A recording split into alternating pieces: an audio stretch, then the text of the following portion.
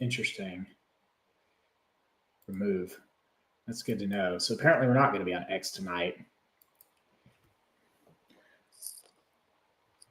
Good evening, and we are live. Plymouth Theologian, it's good to have you back. How's everything been? Well, it's been pretty interesting. I live in kind of the south, and in the last couple of weeks we got some crazy snow, which we never get. But other than that, everything's been pretty good. So, how about you, brother?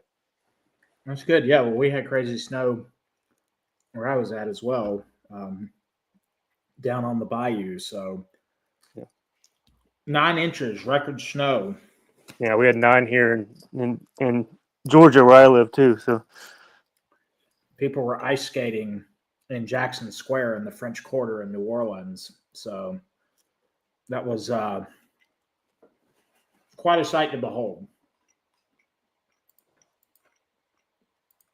So, well, it's good to have you back. I hope that you had a Merry Christmas and a Happy New Year, and that everything has been going well at your church. So, oh yeah, definitely. You too.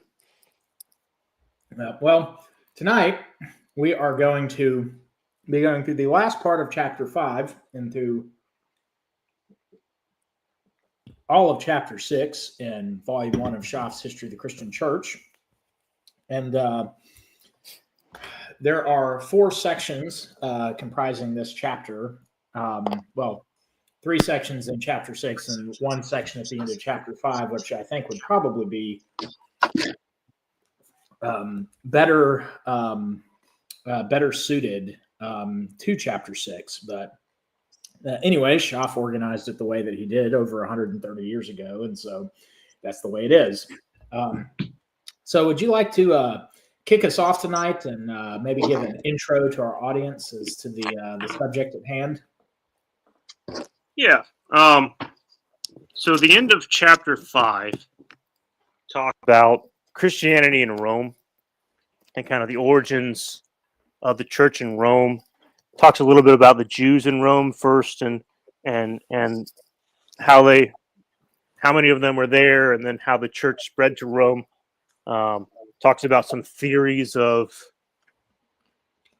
how the first Christians came to Rome. I mean, Schaff is of the opinion that neither Paul nor Peter brought the church to Rome first, but that it existed there, and I think we'd probably both agree with him. Then chapter 6 deals with what is called, he titles it the Great Tribulation. And so that's the Neronian persecution, the Jewish war and the destruction of Jerusalem in section 38, and then the effects of the destruction of Jerusalem on the Christian church. And so it's titled the Great Tribulation. And it's one of the things I learned is I didn't really know this about church history, is that as the church looked at the book of Revelation, they kind of identified it as what they were going through at the time, to some extent.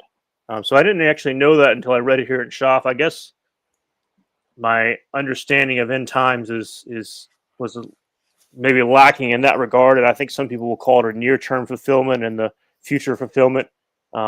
Maybe you could explain that a little better, Dr. Bob, about Sure. end times. I can't remember the exact phraseology that people use. But yeah, we're going to be looking primarily at, actually tonight, it's 2 cities, Rome and Jerusalem, and see how the church spread to each of those locations, how they were persecuted, and then how Jerusalem was finally destroyed by the Romans. So. Yeah, that sounds great. So we'll talk a little bit about eschatology when we get there, because I know that we have possibly some slight differences in perspective in terms of some of the details, but ultimately we would agree on the ultimate end of Revelation 21, Revelation 22, and sort of the eternal state. But first, I want to introduce the city of Rome. So Plymouth theologian, what do you know about the city of Rome and its Actually, history? I don't know a great deal of non-church history. I'm not really a student of history as much as you are, Dr. Bob. But um, obviously, the primary thing, I don't know a whole lot prior to um, the New Testament period, other than Alexander the Great and what he did. That was really mostly in founding the entire Roman Empire. And then obviously since after the Great Persecution, after the early persecution, the church throughout Rome and throughout the Roman Empire, obviously one of the most common things we think of now is Rome being, the papacy, right? The papacy. So, but other than that, I don't know a great history of the city of Rome. I know that who is it? I can't. Tom. What's his name? What's his last name? Um, Same name as the Spider-Man actor, but not the Tom Spider-Man actor. Holland. Tom Holland has written a good but history of Rome and probably deals a lot with. Several books, actually. He has a series of books. I think so far he's written Rubicon, which was talking about the fall of the Roman Republic. There is Dynasty, which is a reference to the Julio-Claudian dynasty, which was founded by Julius Caesar and actually overlaps with what we're going to be talking about tonight with the death of Nero. So the Julio-Claudian family had actually ruled the city of Rome for, I think, 117 years from the ascension of Julius Caesar to the death of Nero by suicide in June of 68 AD. And then he wrote another book called Pax, which is a history of the Flavian dynasty that took over after the suicide of Nero and the year of the four emperors, all the way down to the death of Marcus Aurelius and the ascension of his infamous son Commodus to the imperial purple, at which time historians in hindsight date the ending of the Pax Romana is with the death of the great philosopher Emperor Marcus Aurelius and the ascension of his son Commodus. And so that's a little bit about what Holland has written. But I'll give you a way of introduction into what Schaff says. So in his first paragraph regarding the city of Rome, Schaff says this: the city of Rome was to the Roman Empire what Paris is to France and what London is to Great Britain, the ruling head and the beating heart. It had even a more cosmopolitan character than these modern cities. It was the world in miniature, orbis in urbe, that is, the world in a city. Rome had conquered nearly all the nationalities of the then civilized world and drew its populations from the east and from the west, from the north and from the south. All languages, religions, and customs of the conquered provinces found a home there. Half the inhabitants spoke Greek, and the natives complained of the preponderance of this foreign tongue, which since Alexander's conquest had become the language of the Orient and of the civilized world. The palace of the emperor was the chief center of Oriental and Greek life. Large numbers of the foreigners were freedmen, who generally took the family name of their masters. Many of them became very wealthy, even millionaires by modern standards. The rich freedman was in that age the type of the vulgar, impudent, bragging upstart. According to Tacitus, or Tacitus, as we would say in English, all things vile and shameful were sure to flow from all quarters of the empire into Rome as a common sewer. It's a rather colorful description. But the same is true of the best elements. The richest products of nature, the rarest treasures of art were collected there. The enterprising and ambitious youths, the men of genius, learning, and every useful craft found in Rome the widest field and the richest reward for their talents. So the city of Rome was founded in Anno Urbe Condita, or Ab Urbe Condita, as the Romans would reference it, or the traditional dating from the Christian calendar in the year 753 BC. As you may have heard, the Romans had sort of their own mythos of how the city was founded. That Aeneas, who was a cousin of the king of Troy from Homer's Iliad, the Trojan War, was one of the survivors of the Trojan War. And so he had led the surviving Trojans after the sack of the city of Troy at the hands of the Greeks across the Eastern Mediterranean to Sicily, to Carthage, and then finally up to the Latian plain in central Italy, where two of his descendants were twin brothers who were raised by a wolf from their youth. And you may know those twin brothers as Romulus and Remus. And so Romulus and Remus, being descendants of Aeneas from the city of Troy, gathered themselves together, a merry band of outlaws, and went and stole local women from their fellow Latin neighbors, and ended up founding essentially a military camp there on the Tiber River. So the legend goes. Eventually, Romulus and Remus had a falling out. Remus was struck down, and Romulus was crowned the first king of Rome. The time period in question, some sort of contemporary events to all of this, would have been the fall of the northern kingdom of Israel at the hands of the Assyrian Empire. So Assyria was sort of the major world power at the time of the founding of Rome, and had conquered much of the Middle East at that time. Greece was still kind of in the Greek Dark Ages and slowly coming out of a long period after the Bronze Age collapse, which had occurred in the 12th century BC. And so Rome was this very isolated central Italian village, kind of on the edge of the known world at that time. After Romulus had been crowned king, Rome had a series of kings that had lasted for about 200 years. And then in the 500s BC, a man by the name of Brutus, and yes, he was an ancestor of Marcus Junius Brutus, who is the assassin of Julius Caesar.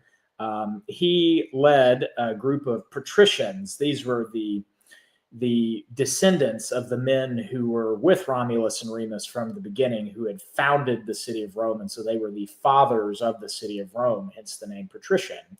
And so their descendants went by the title of patrician, and those who had come later were the plebs. Those were the plebeians. And so that was how Roman society was divided. But this Brutus fellow led the overthrow of the last Roman king. I think it was Tarquin Superbus, who ended up fleeing to the Etruscans to the north.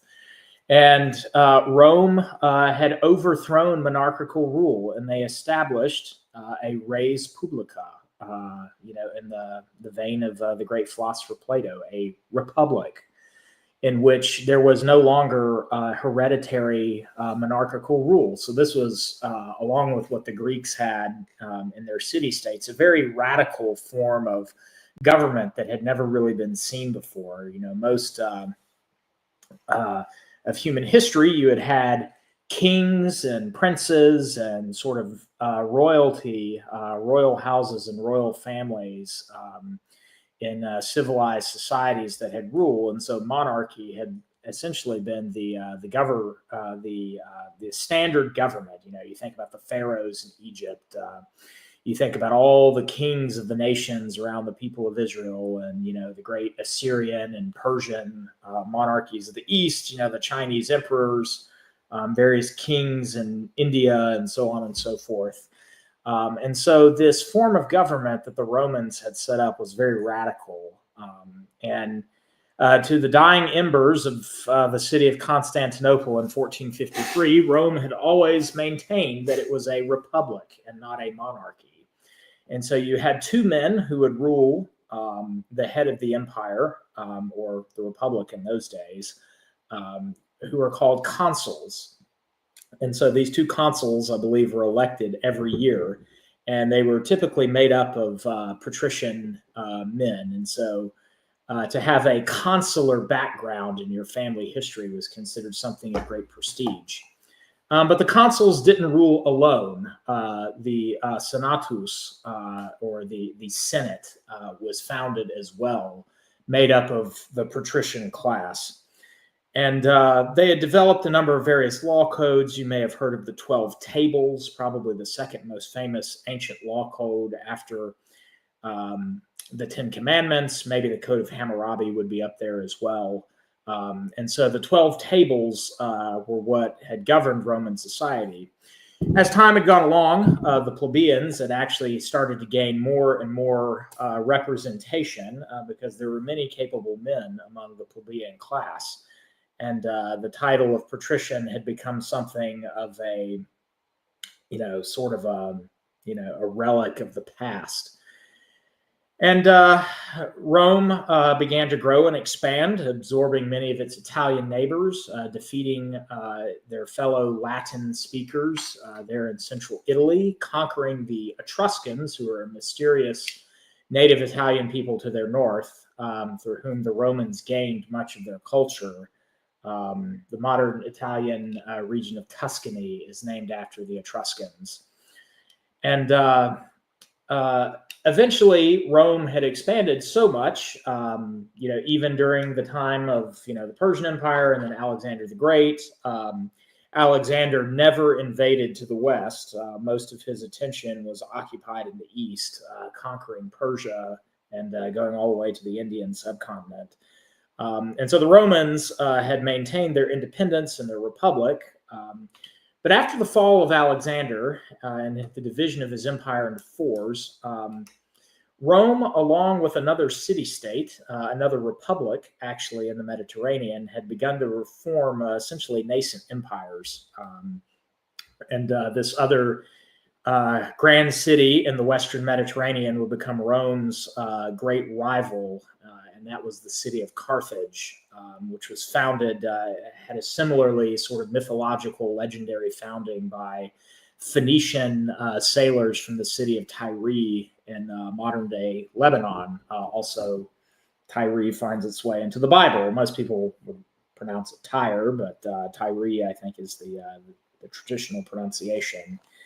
And so Rome and Carthage fought a series of wars to essentially assert dominance in the Western Mediterranean. And you had famous generals on one side or the other, Hannibal and his elephants crossing the Alps during the Second Punic War, in which he had burned through much of Italy, but he was outsmarted and outclassed in the end by a Roman general of equal or possibly superior capabilities by the name of Scipio Africanus.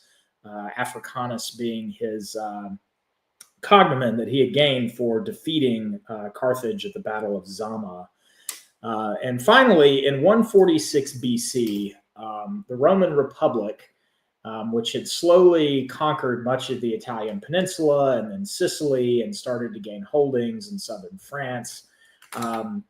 The year 146 BC was significant in that Rome destroyed both the city of Carthage in the west, finally defeating their eternal rivals for good, and also burning and destroying the city of Corinth in the Greek Peloponnese Peninsula. And so Rome had conquered both North Africa and much of Greece by the year 146 BC. And what was once a republic had really started to become what we know today as the Roman Empire. There's a lot more that I could say about Roman culture and Roman history, all of the civic institutions, the cultural institutions that we inherit from Roman civilization, which had kind of merged with Greek civilization to become Greco-Roman civilization. But the greatest inheritance that we have from that period in history is obviously the Christian church, which has been the bedrock of Western civilization. As we already discussed a little bit earlier, or I had discussed in some of my earlier videos on history of the Christian church, I'd given a fair bit of the background of, the political situation at the advent of our Lord, with the Hasmonean dynasty coming to an end and Herod taking over as a client king of Julius Caesar, and then later Augustus. Well, not Julius Caesar, but under Augustus, who was his childhood friend. Augustus being Gaius Octavian, who was Julius Caesar's grandnephew and his adopted son. And it was Augustus who had really founded the empire. And he transformed Rome from a sort of semi-democratic, sort of oligarchical republic into what was a monarchy in disguise. But the genius of Augustus was that he was able to gain for himself all these powers that had been voted to him by the Senate, while still maintaining the facade of the republic. So consuls would still be elected every year. The Senate still sat in session. And so at the dawn of Christianity, Rome was in the period of time known as the Principiate. This was the period in which the emperor ruled as the princeps, or the first citizen of the city of Rome. So he was not the king, he was not the emperor as we think of him, sort of in hindsight, but he was the first citizen. And that was the sort of facade that Augustus had maintained in order to have the pomp and the circumstance and the pretense of, all the great Republican traditions, but still holding and wielding absolute power for himself. And so that is the sort of long and short of Roman history leading up to where we find ourselves now. In the days of Christ and the apostles, Rome was potentially the largest city in the world. It had reached a population size of almost 1 million people, which for the ancient world, considering the difficulty and organizing food and water and public works and infrastructure, was quite an impressive feat. Continuing on with Schaff, he talks about the demographics, and then he gives a little bit of the fact that even after the passing away of the Julio-Claudian emperors, Rome really reached its apogee under the Flavians, and then later the Nerva-Antonine dynasty. And so do you have any comments on the background of the city of Rome? Did you learn anything new? Anything that might be of interest or relevance to the audience? Yeah, well, I think I learned most of that of what you said in the past in school, like 20 years ago when we were in high school. And have ever since then forgotten most of it, unfortunately. But yeah, it's obviously in the West, the city of Rome is probably the most important city, at least in the last 2,000 to 3,000 years. For partially because of the Roman Empire, mostly because of the Roman Empire, and then also because of the centrality of Rome to, I would say, Christendom. Kind of talking about your last live stream in relation to the last live stream. But obviously from there, because of how critical Rome was to the early church, obviously Constantinople was a very big, important piece in that too. The new Rome, as I think Constantine and some of the other leaders there called it. But the city of Rome, because of the Catholic Church and because of Christianity in of itself, is one of the most important cities, maybe the most important city over the last 2,000 to 2,500 years, because of its effect on the West.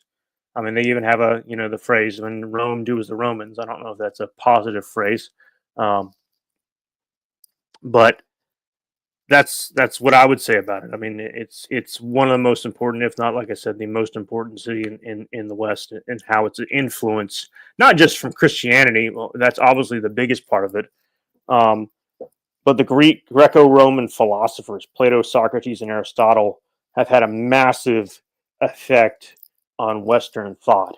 Obviously, that's not what we're here to discuss tonight, but just in relation to Rome and Greece and the history of the West, it is one of, if not the most important cities. Yeah, I think that's very true. That Rome's influence and impact upon Western civilization is something that can't really be, underemphasized, or can't really be overemphasized. It is certainly not just the city of itself, but the idea of the Roman Empire is something that has kind of um, been a matter of reconstruction for many Western leaders down throughout the history of the West ever since the collapse of the Western Roman Empire in 476 AD. So yeah, that's a little bit of the background of the city of Rome. So now, Plymouth Theologian, do you want to talk a little bit more about the Jewish presence in the city of Rome? Yeah, I would say so. I'll start off with just kind of the first um, sentence of Schaff's discussion of the Jews in Rome, and he says the number of Jews in Rome during the Apostolic Age is estimated at 20 or 30,000 souls. Now that's a drastic difference than the estimation of 1 million people in the city of Rome. So it was a very small group, but they were also a very influential group, because they kind of, like he says, kind of in another paragraph. If you go down, if you're actually following along, if you have a copy of this, he says the strange manners and institutions of the Jews, as circumcision, Sabbath observance, abstinence from pork and meat, sacrifice to the gods whom they abhorred as evil spirits, excited the mingled amazement, contempt, and ridicule of the Roman historians and satirists. Whatever was sacred to the heathen was profane to the Jews. They were regarded as enemies of the human race. But this, after all, was a superficial judgment. The Jews had also their friends.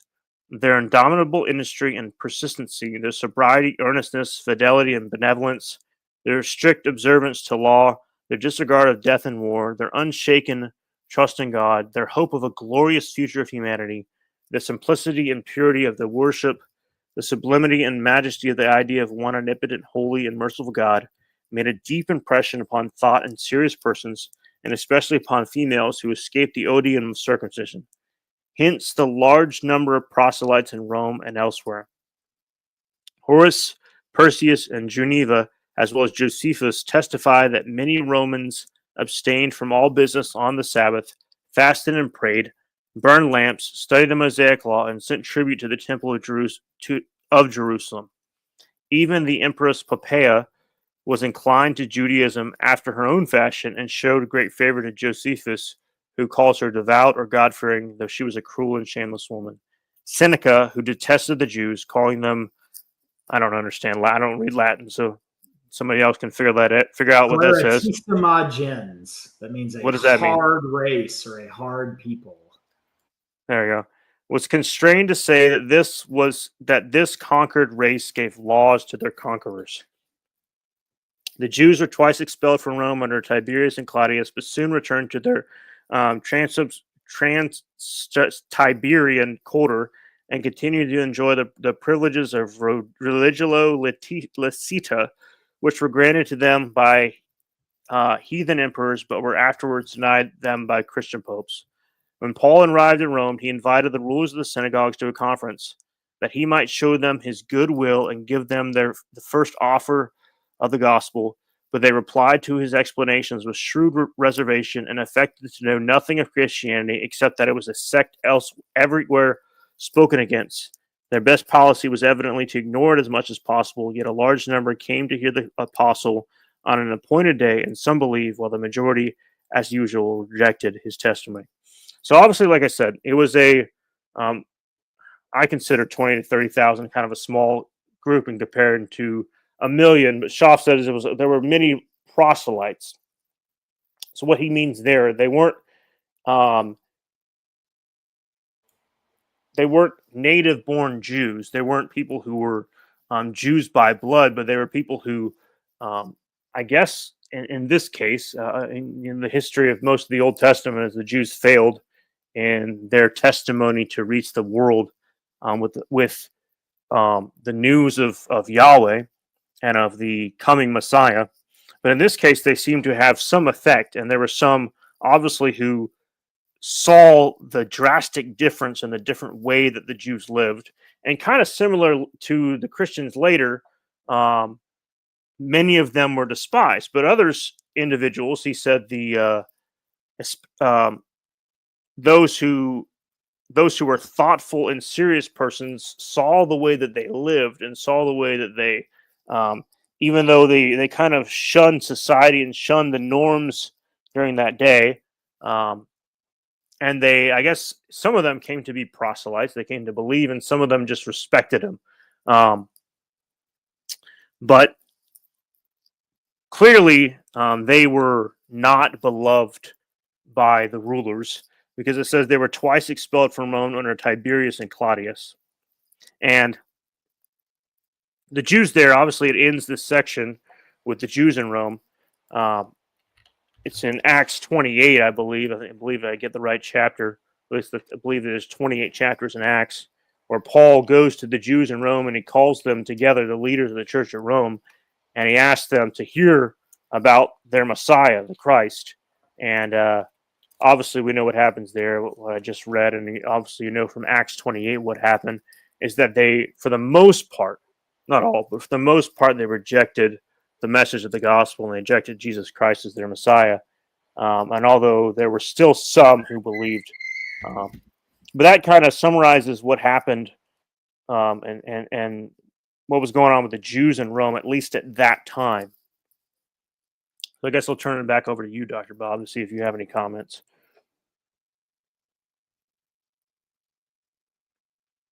Guess we lost. Yeah. Hold on one second. My little urchins are speaking of barbarians at the gates. Yeah. To the city of Rome.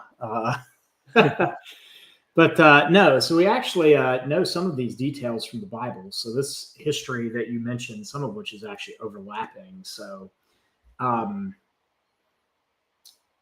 two famous Roman Jews who you may have heard of if you pay close attention to your scriptures are a husband and wife duo who had ministered to the Apostle Paul throughout much of his missionary journeys. He mentions them.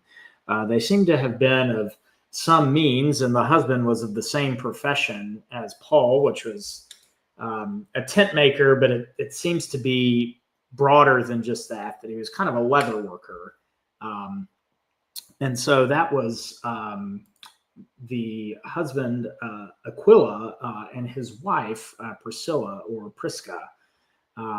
If you have your Bible, Acts chapter 18, it says, after these things, Paul departed from Athens and came to Corinth, and there found a certain Jew named Aquila, born in Pontus, lately come from Italy with his wife Priscilla, because that Claudius had commanded all Jews to depart from Rome, and came unto them. So this is actually a historical event that we know independently of the New Testament through both Josephus as well as other historians that talk about it at the time. But Claudius, who was the fourth Roman emperor, had expelled the Jews because there had been some dissension among the Jews that was causing contention throughout the city. And it's thought that perhaps Claudius had actually banned them because the dissension that had arisen was actually the dissension related to the spread of the gospel and the arrival of Christianity to the city.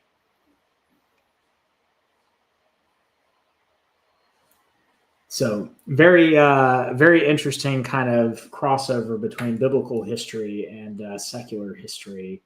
One thing to note, to all of the conspiracy theorists out there who think that modern Jews are not descended from the ancient Judeans, there is actually a deeper connection here than you might know. A lot of DNA studies have been done on this, and specifically among Ashkenazi Jews, and they've actually discovered some interesting findings, and I think it relates to what we had just talked about.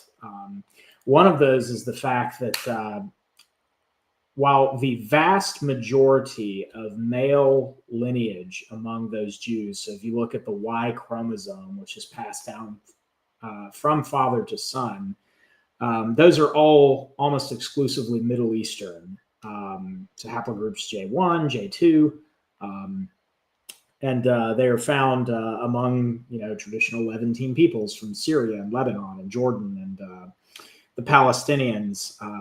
And so it's shown that Ashkenazi Jews have their paternal roots, at least, probably in the ancient Judeans. However, what's interesting is that many of the maternal roots actually seem to derive from Italy. And that it seems what happened is that when we're going to talk about this, after the destruction of Jerusalem, most of the slaves that were brought by Titus and Vespasian back to Italy were men. And these men had intermarried with the local women there in Italy. And as you mentioned, there was no opprobrium for women to convert to Judaism as the way that there was for men, because women didn't have to undergo the process of circumcision. And so it was easier for a woman to convert to Judaism than a man. And so that's a little kind of side nugget in history relating the Jews to Rome. So the Jews had a long presence in the city of Rome, especially from the time of the conquest of Pompey the Great, who was Caesar's co-triumvirate or co-triumvir, who later had a civil war with Caesar, which he lost. Pompey had conquered Judea and had taken very many slaves back to the city of Rome. So there was already a large Jewish population there. And that population only swelled after the destruction of Jerusalem, and Jews have had a continuous presence in the city of Rome ever since.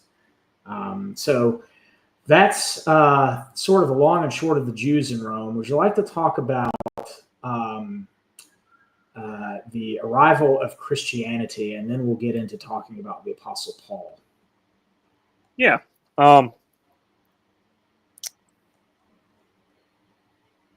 Philip Schaff says, like we all know, that, or I guess as Protestants, we agree that we don't really know specifically how Christianity ended up in Rome.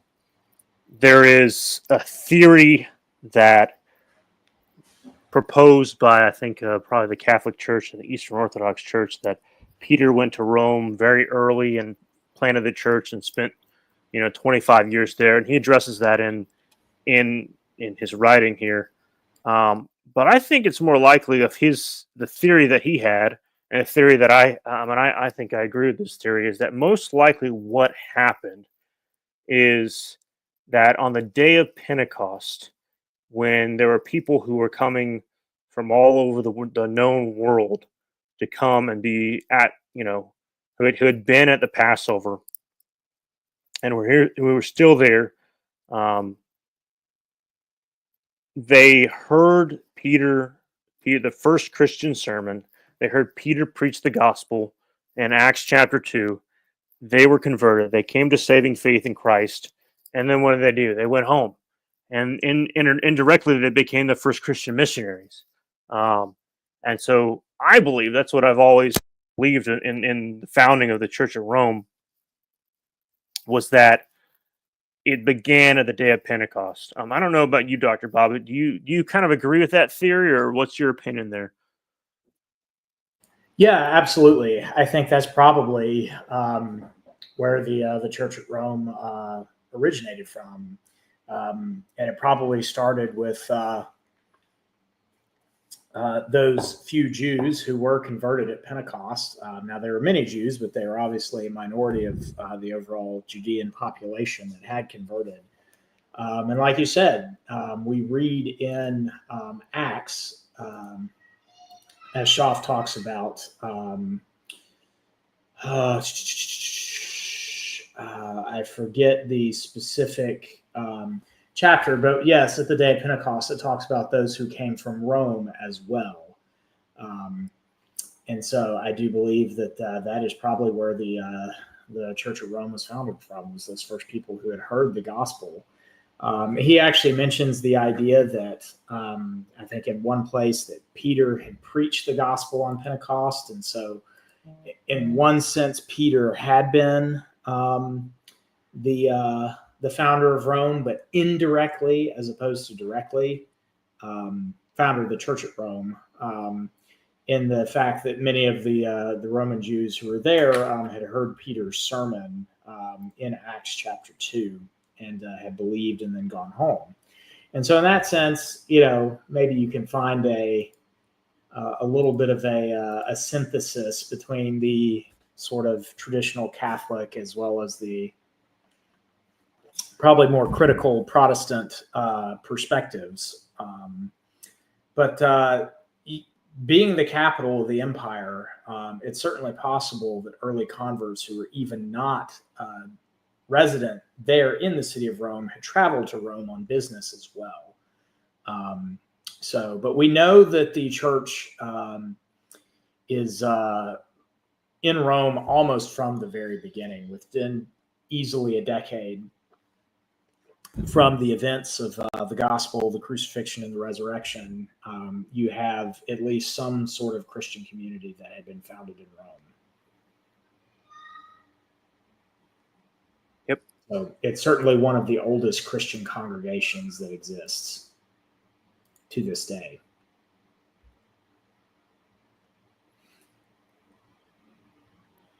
I guess one of the things that we could go on to is next is if you want to continue on to Paul. Yeah. Specifically, I think one of the most important things about that relates to Rome and Christianity is probably, I would think most of us would agree, is one of the most important books. Not that any book in the New Testament or in the Bible is more important than another, but if we were to say one book is more important than another, it's probably the book of Romans, Paul's epistle to the church at Rome. And we know through your study of Acts that Paul was prevented, and also the study of Romans chapter 1, that Paul was prevented from going to Rome early on in his Christian missionary journeys. And so we can be so very thankful for that, because from that we received the epistle, the book of Romans. And he mentions in here that it was likely written from Corinth as he prepared his way to the journey to Rome. And so I'll read this paragraph real quick. In the early part of Nero's reign, from 54 to 68, the Roman congregation was already well known throughout Christendom, had several meeting places and a considerable number of teachers. It was in view of this fact and in prophetic anticipation of its future importance that Paul addressed it from Corinth, his most important doctrinal epistle, AD 58, which was to prepare the way for his long-desired personal visit. On his journey to Rome 3 years later, he found Christians at Puteoli, the modern Puzzuoli, in the Bay of Naples, who desired him to tarry with them 7 days. Some 30 or 40 miles from the city, at Appi Forum and Tres Tabernae, the three taverns, he was met by Roman brethren anxious to see the writer of that marvelous letter and derive much comfort from this token of affectionate regard. And so Paul wrote this important epistle, and we have it today. And then obviously, I guess now we can, other than the comments you want to make, we can move on to Paul in Rome. and just what he did when he was in Rome.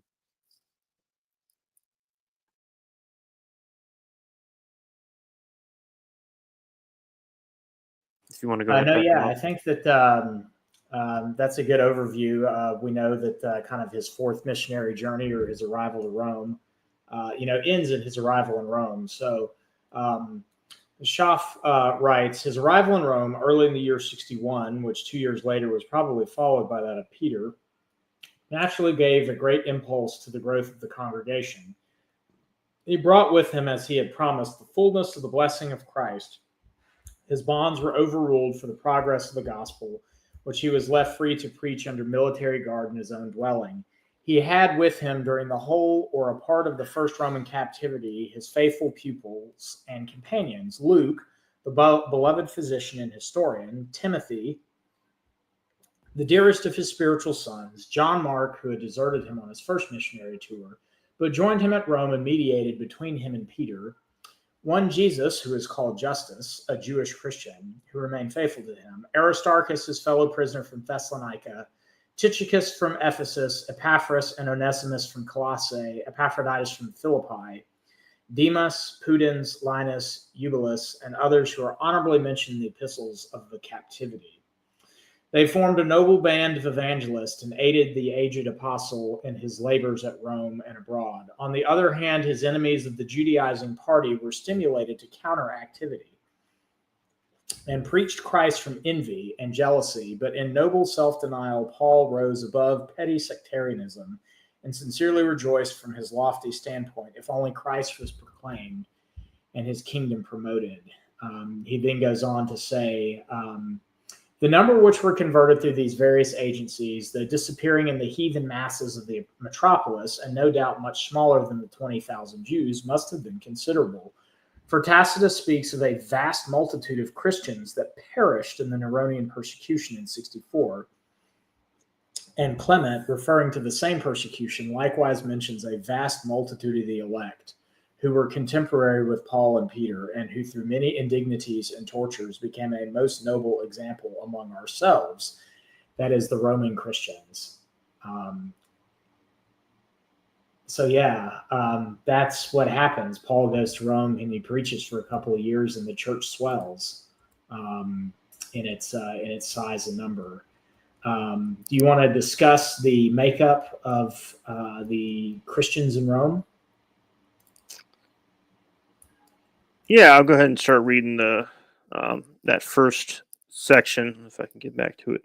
Composition and consolidation of the Roman Church. The composition of the Church at Rome has been a matter of much learned controversy and speculation. It no doubt was, like most congregations outside of Palestine, of a mixed character with a preponderance of the Gentile of the Jewish element, but it is impossible to estimate the numerical strength and the precise relation which the two elements sustained to each other. We have no reason to suppose it was at once fully organized and consolidated into one community. The Christians were scattered all over the immense city and held their devotional meetings in different localities. The Jewish and Gentile converts may have formed distinct communities, or rather two sections of one Christian community. Paul and Peter, if they met together at Rome after 63, would naturally, in accordance with the Jerusalem Compact, divide the field of supervision between them as far as practical, and at the same time promote union and harmony. This may be the truth which underlies the early and general tradition that they were the joint founders of the Roman Church. No doubt their presence and martyrdom cemented the Jewish and Gentile sections, but the final consolidation into one organic corporation was probably not effected until after the destruction of Jerusalem. It's a very interesting thing to think about, because I've always historically thought in my own reading of the book of Romans that when Paul was writing to the church at Rome, he was writing to one local fellowship. And after reading this, I realized it probably was impractical for them to have one fellowship with the vastness and the size of the city. That such a massive city, it would have taken probably several hours of travel or whatnot, walking, to get from one side to the other, and to be able to meet all together on a Sunday. So it was highly likely that they had several different local fellowships, all under the umbrella of the church. The church at Rome was multiple, probably different fellowships in that area. So.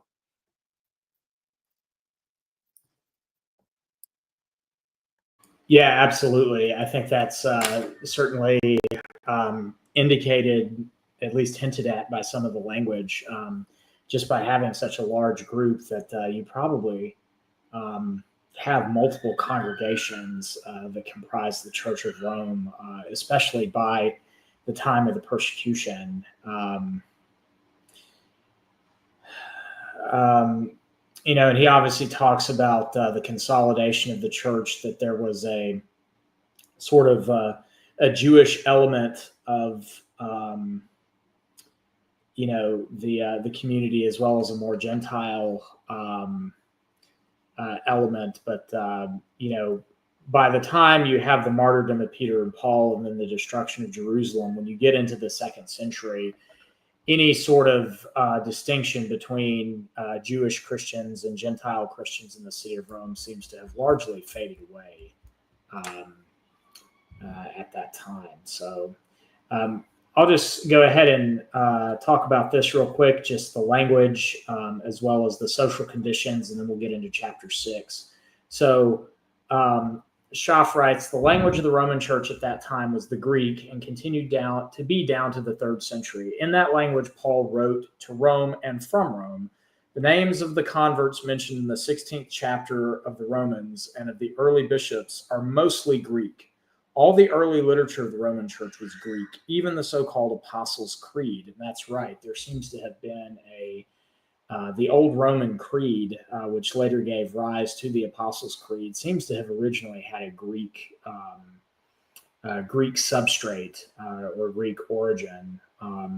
Said the first Latin version of the Bible was not made for Rome, but for the provinces, especially for North Africa. And that's very significant. You don't really have a Latinization of the Roman church until really the time of Constantine and going forward.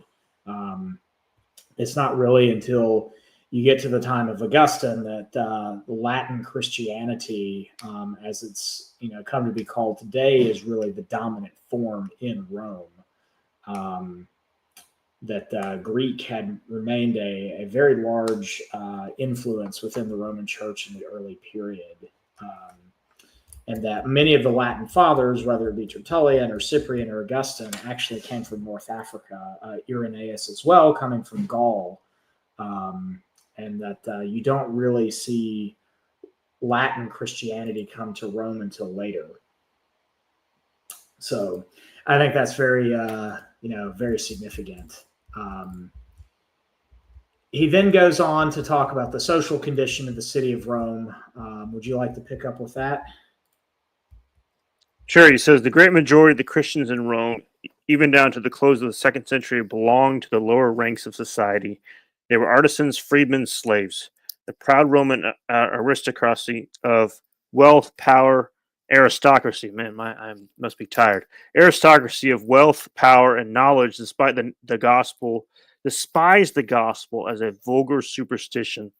The contemporary writers ignored it or mentioned it only incidentally and with evident contempt. The Christian spirit and the old Roman spirit were sharply and irreconcilably antagonistic, and sooner or later had to be met in deadly conflict. We obviously know what that leads to, which kind of leads us to the next chapter, the conflict that would ensue between the church and between Rome, and how,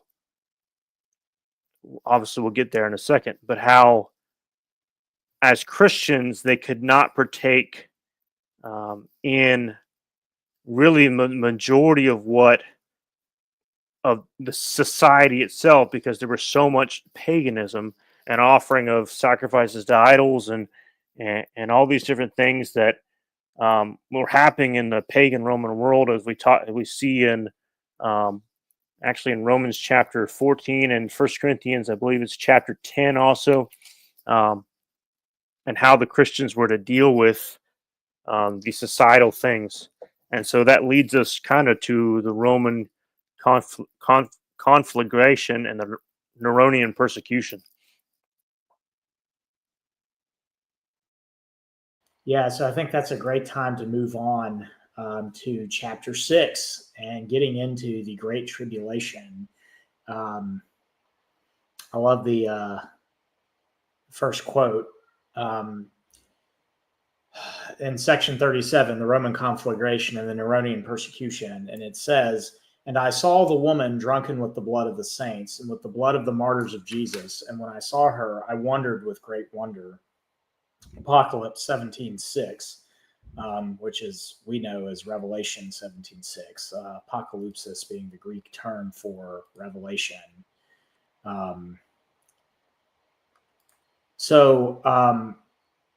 Schaff writes, "The preaching of Paul and Peter in Rome was an epoch in the history of the church. It gave an impulse to the growth of Christianity. Their martyrdom was even more effective in the end. It cemented the bond of union between the Jewish and Gentile converts and consecrated the soil of the heathen metropolis." Hold on one second.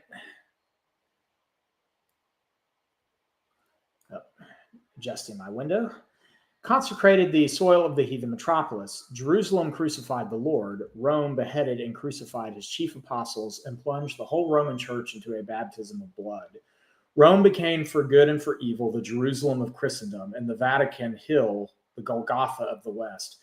Peter and Paul, like a new Romulus and Remus, laid the foundation of a spiritual empire vaster and more enduring than that of the Caesars. The cross was substituted for the sword as the symbol of conquest and power. But the change was effected at the sacrifice of precious blood. The Roman Empire was at first, by its laws of justice, the protector of Christianity, without knowing its true character, and came to the rescue of Paul on several critical occasions, as in Corinth through the proconsul Aeneas Gallio, in Jerusalem through the captain Lysias, and in Caesarea through the procurator Festus. But it now rushed headlong into a deadly conflict with the new religion and opened in the name of idolatry and patriotism a series of intermittent persecutions, which ended at last in the triumph of the banner of the cross at the Milvian Bridge. Formerly a restraining power that kept back for a while the outbreak of Antichrist, it now openly assumed the character of Antichrist with fire and with sword." And so with that, would you like to discuss the Antichrist, so-called in the emperor that is discussed in this section? We can get into a little bit of eschatology as well, and the history of eschatology. Yeah, there. Now, Schaff identifies, obviously, what is most Christians would not identify as the greatest Roman emperor, but he identifies Nero as the Antichrist in this section. And I can clearly see, obviously, I don't really remember specifically what your end times theology is, Dr. Bob. I'm a premillennialist dispensationalist. I think I can't remember if you're an amillennialist or postmillennialist. But again, we can talk about that a little bit. And so he talks about, he says, the first of these three, let's see if I make sure I'm in the right location. The first of these three imperial persecutions with which the martyrdom of Peter and Paul is connected by eschatological tradition took place in the 10th year of Nero's reign, AD 64, and by the instigation of that very emperor, to whom Paul, as a Roman citizen, had appealed from the Jewish tribunal. It was, however, not a strictly religious persecution like those under the later emperors. It originated in a public calamity which was wantonly charged upon the innocent Christians. So we know what happens here. Nero goes, and I don't know how far along you want to go, but Nero kills several of his family members, and then he was kind of a crazy individual, definitely a wicked man. Then later blames the Christians for, I don't know if you want to go that far yet, Dr. Bob. If you just want to talk about Nero himself, but he blames, let me go and just read the section. It says, the conflagration in Rome. For such a demon in human shape, the murder of a crowd of innocent Christians was a pleasant sport. The occasion of hellish spectacle was a fearful conflagration of Rome, the most destructive and disastrous that ever occurred in history, and broke out in the night between 18th and 19th of July along the wooden shops in the southern eastern end of the Great Circus near the Palestine Hill. Lashed by the wind, defied all exhortations of the firemen and soldiers, and raged with unabated fury for 7 nights and 6 days. Then it burst out again in another part near the field of Mars, and 3 days more laid waste 2 other districts of the city. The calamity was incalculable. Only 4 of the 14 regions into which the city was divided remain uninjured. 3, including the whole interior city from the circus to the Escalon Hill, were a shapeless mass of ruins. The remaining 7 are more or less destroyed. And so I think we can argue historically, we don't really know what started the fire. Obviously, there was a rumor that Nero started the fire himself because he wanted to rebuild Rome in his own image. He mentions that. Dr. Schaff mentions that here. But what ended up happening was the Christians took the blame. And it results in an incredible persecution of the Christians in Rome. Which culminates, as he says in here, with, I don't remember what exact numbers, but a large group of Christians were put up on posts, had oil poured on them, and then they were lit to burn to death. And Nero kind of rode through on his chariot, and not only that, but he also sewed them up in skins and put them in the Colosseum to be killed by animals. And it was just one of the most incredible persecutions of Christians that we know of in church history. And so that's kind of the history of what happened in Rome, history of what happened with Nero, the incredible persecution of the Christians during that time period. And I think I'll turn it over to you, Dr. Bob, to see if you have any comments or want to discuss further about that. Yeah. So just a little bit of background as far as my eschatology. I'm also premillennial, but I don't hold to a dispensational understanding. I hold to what is called historic premillennialism, which we can get into at a later time. But the reason Schaff is calling Nero the Antichrist at this time, hold on one second. I'll hold down the fort for a few minutes. It sounds like Dr. Bob's got some more of those individuals coming to try and destroy Rome, or maybe destroy Jerusalem, as we'll see a little later. I've got 2 of those of my own. I think both of them are asleep right now, though. So that's okay. I'm back. Yeah. I'm back now. So hold on one second. My internet is freezing right now, and I think I'm back. All right, I'm back. Yeah, you're back. So the Emperor Nero was, through his mother, Agrippina the Younger, a descendant of the Emperor Augustus. In fact, he was the last male descendant of the first Roman emperor. And so he was in the Julio-Claudian family. He was adopted by Tiberius because his mother had married Tiberius Claudius.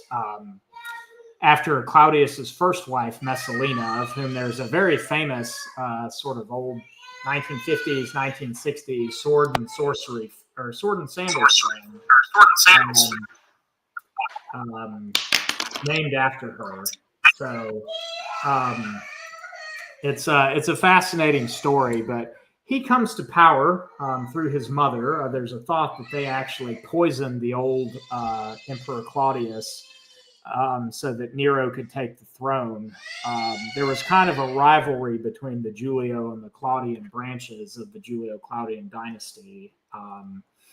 The long and short of it is that Augustus had married Livia, who was a Claudian, and her husband, who was also named Nero, oddly enough, was a Claudian. And so Augustus had adopted Tiberius and Tiberius's brother Drusus as his own children, even though they were Claudians, and Augustus was a Julian.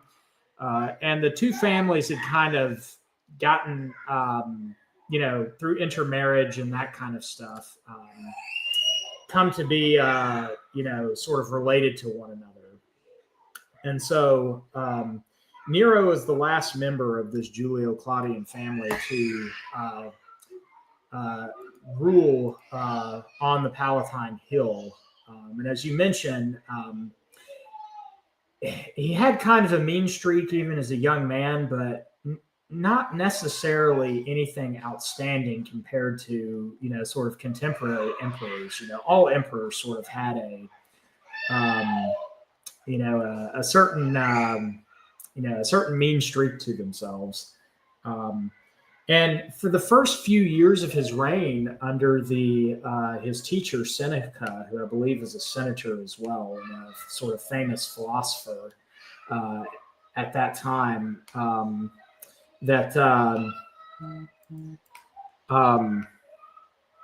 Nero had actually ruled relatively wisely and was not so dissolute. He was probably even less of a tyrant than his uncle Caligula had been. And so there was actually some hope that Nero would turn out to be a good ruler early in his reign. And it's very possible that the emperor, it's actually quite probable that the emperor that the Apostle Paul is appealing to for his trial is actually the Emperor Nero himself. And that it seems that the Apostle Paul probably did stand in front of Nero and give a defense. And the traditional narrative is that, Nero probably acquitted Paul at his first trial. And Paul was released and allowed to preach. But then you have this dramatic event that occurs, I believe it's July of the year 64, which is the Great Fire in Rome, which destroyed a very significant part of the city. It's hard to say whether Nero was responsible. He had talked about building his great Domus Aureus, his great golden house, kind of close to where the Colosseum actually stands today. And the Colosseum is actually named after the Colossus of Nero. When Vespasian took over, he basically built the Colosseum on top of where Nero was supposed to have built his Domus Aureus. And so... it's hard to say whether he had orchestrated the fire or whether it was an accident. I'm actually inclined to think that the fire itself was an accident. And it seems that Nero comes rushing back to the city of Rome from Antium to actually try to help the people of Rome the best that he can. However, fickle as the mob in Rome always is, these suspicions begin to turn as Nero seems to have taken advantage of the situation to potentially start constructing his great golden house. That the suspicions of the people of Rome began to fall squarely upon the shoulders of the emperor, so much that many were charging him with being an incendiary in secret. Which certainly would have not only infuriated the emperor, but would have probably terrified him as well, because of the collective power that the mob in Rome could often wield. And so he needs a scapegoat. He needs an out. As Schaff writes, it says, to divert himself from the general suspicion of incendiarism, and at the same time to furnish a new entertainment for his diabolical cruelty, Nero wickedly cast blame upon the hated Christians who, meanwhile, especially since the public trial of Paul and his successful labors in Rome, had come to be distinguished from the Jews as a genus tertium, or the most dangerous offshoot of that race. That's the idea of a third race. So the Christians were neither Jewish nor were they Gentile or Roman, but they were sort of a group of themselves. So Paul's trial probably inadvertently revealed the Christians as a separate group from the Jews, and that there was this new religious system, this new group of people who had emerged, of late within the Roman Empire, and that of late is significant because it was new, because it was novel. Romans being a very traditional people, feared and were suspicious of things that were considered new or novel. That's why the Jews were allowed to sort of maintain their religion, because even though it was strange in the eyes of the Romans, it was ancient. It had existed long before the city of Rome itself. And so the Romans kind of allowed the Jews to do their thing, but Christianity did not have this ancient pedigree. And so it was very easy for suspicion to fall on them. For the audience, there's a great movie. One of the first major sword and sandals epics from the early 1950s. I believe it was 51 or 53. The film Quo Vadis, which is the Latin word or the Latin phrase, where are you going? Taken from the apocryphal Acts of Peter. And the idea is that in that film, Sir Peter Ustinov actually plays Nero, and I think does it well. And what's interesting about this is when we think of Antichrist, you often think of this Hitler or this Stalin-esque, masculine, forceful figure who is, this tyrant crushing everyone under his boot. But that's not necessarily the picture that is given of the Emperor Nero. In a lot of ways, Nero was an overgrown, petulant child who had been a mama's boy under his mother, Agrippina the Younger, and was constantly trying to get out from under her nagging. And he had devised all these ingenious ways of trying to kill his own mother. And what sort of marks him out is the sort of effeminacy of his violence, punching his wife in the stomach. The Poppaea, who was mentioned earlier, he actually took Poppaea from his best friend Otho, who would actually be a short-lived emperor himself during the Year of the Four Emperors.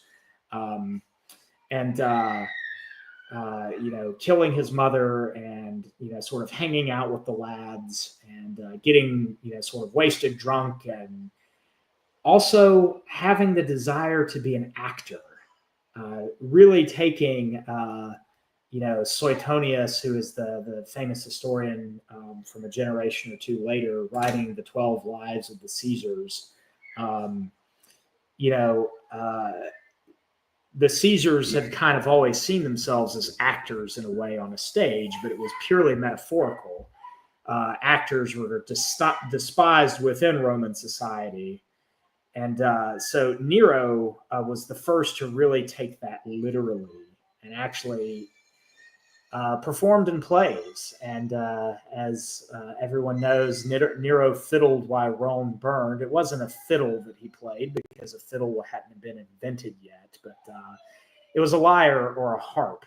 And there's this scene in Quo Vadis where the mad emperor is looking down upon the city of Rome as it burns, and he is singing a song about Troy and how Troy is burning and burning and burning, and that this is a cleansing fire to get rid of all the sort of hoi polloi and the rabble of the great Roman mass of people who had lived in the city of Rome, and probably fictional, but it sort of encapsulates the sort of weird mix of effeminacy and childish behavior on the one hand, and great monstrosity on the other hand.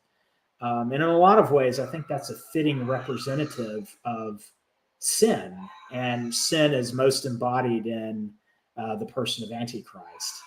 So, what are your thoughts on that, Plymouth theologian?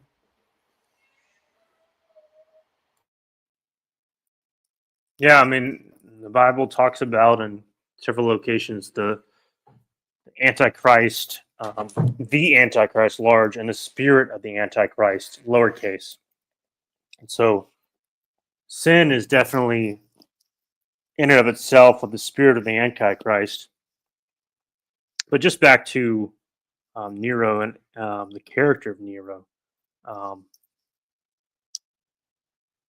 Like you said, he was. I'm not as good much of a student of history except as you are, Dr. Bob. But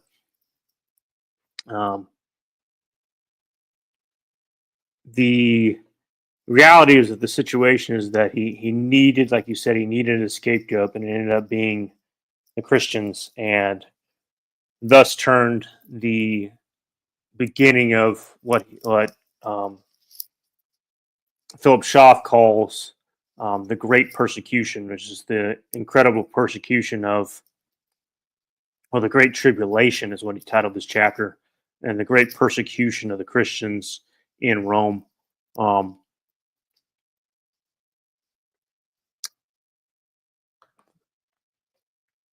Yeah.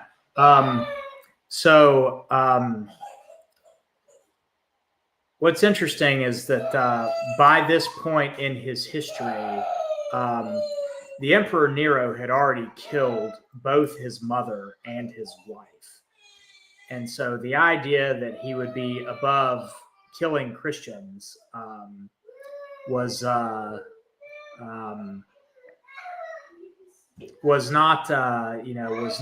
something that we would put past him.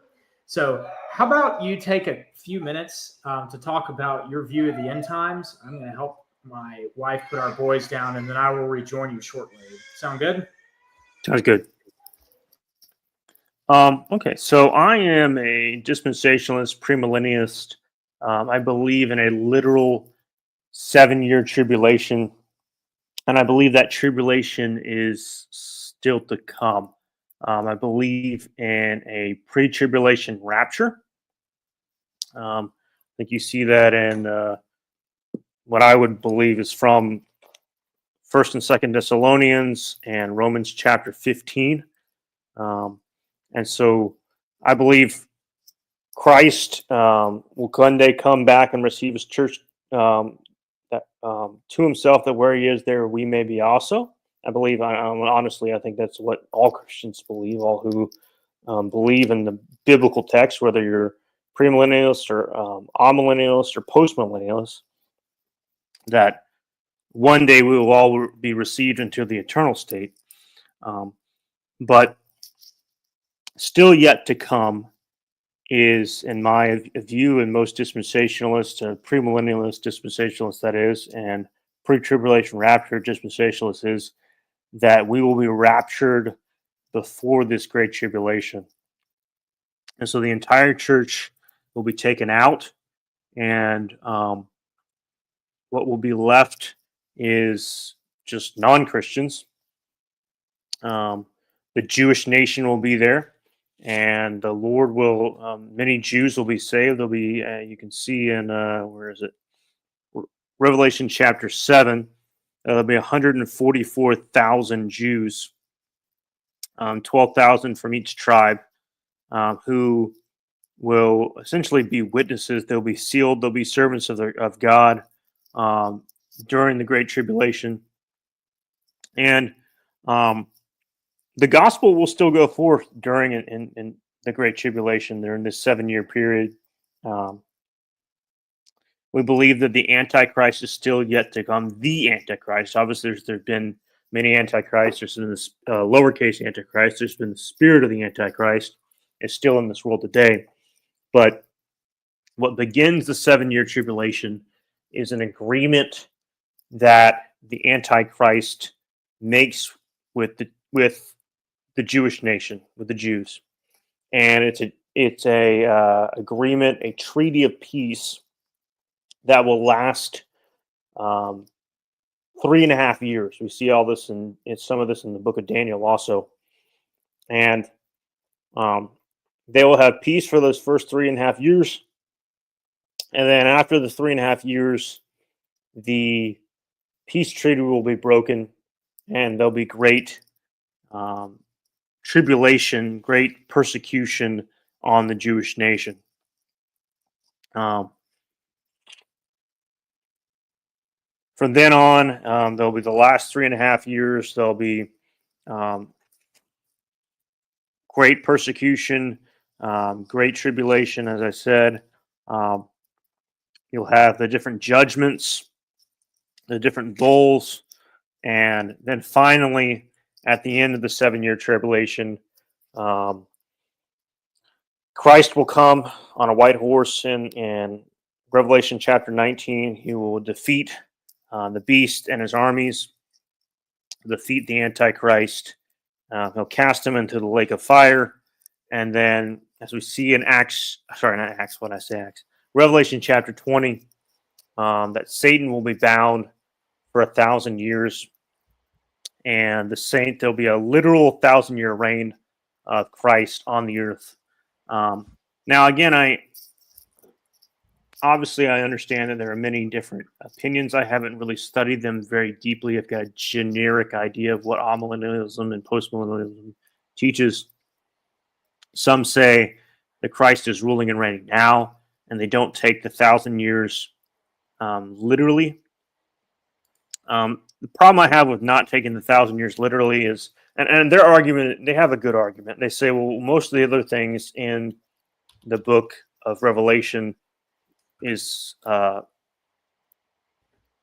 metaphorical, or it's not really, we don't really take a lot of the other things literally.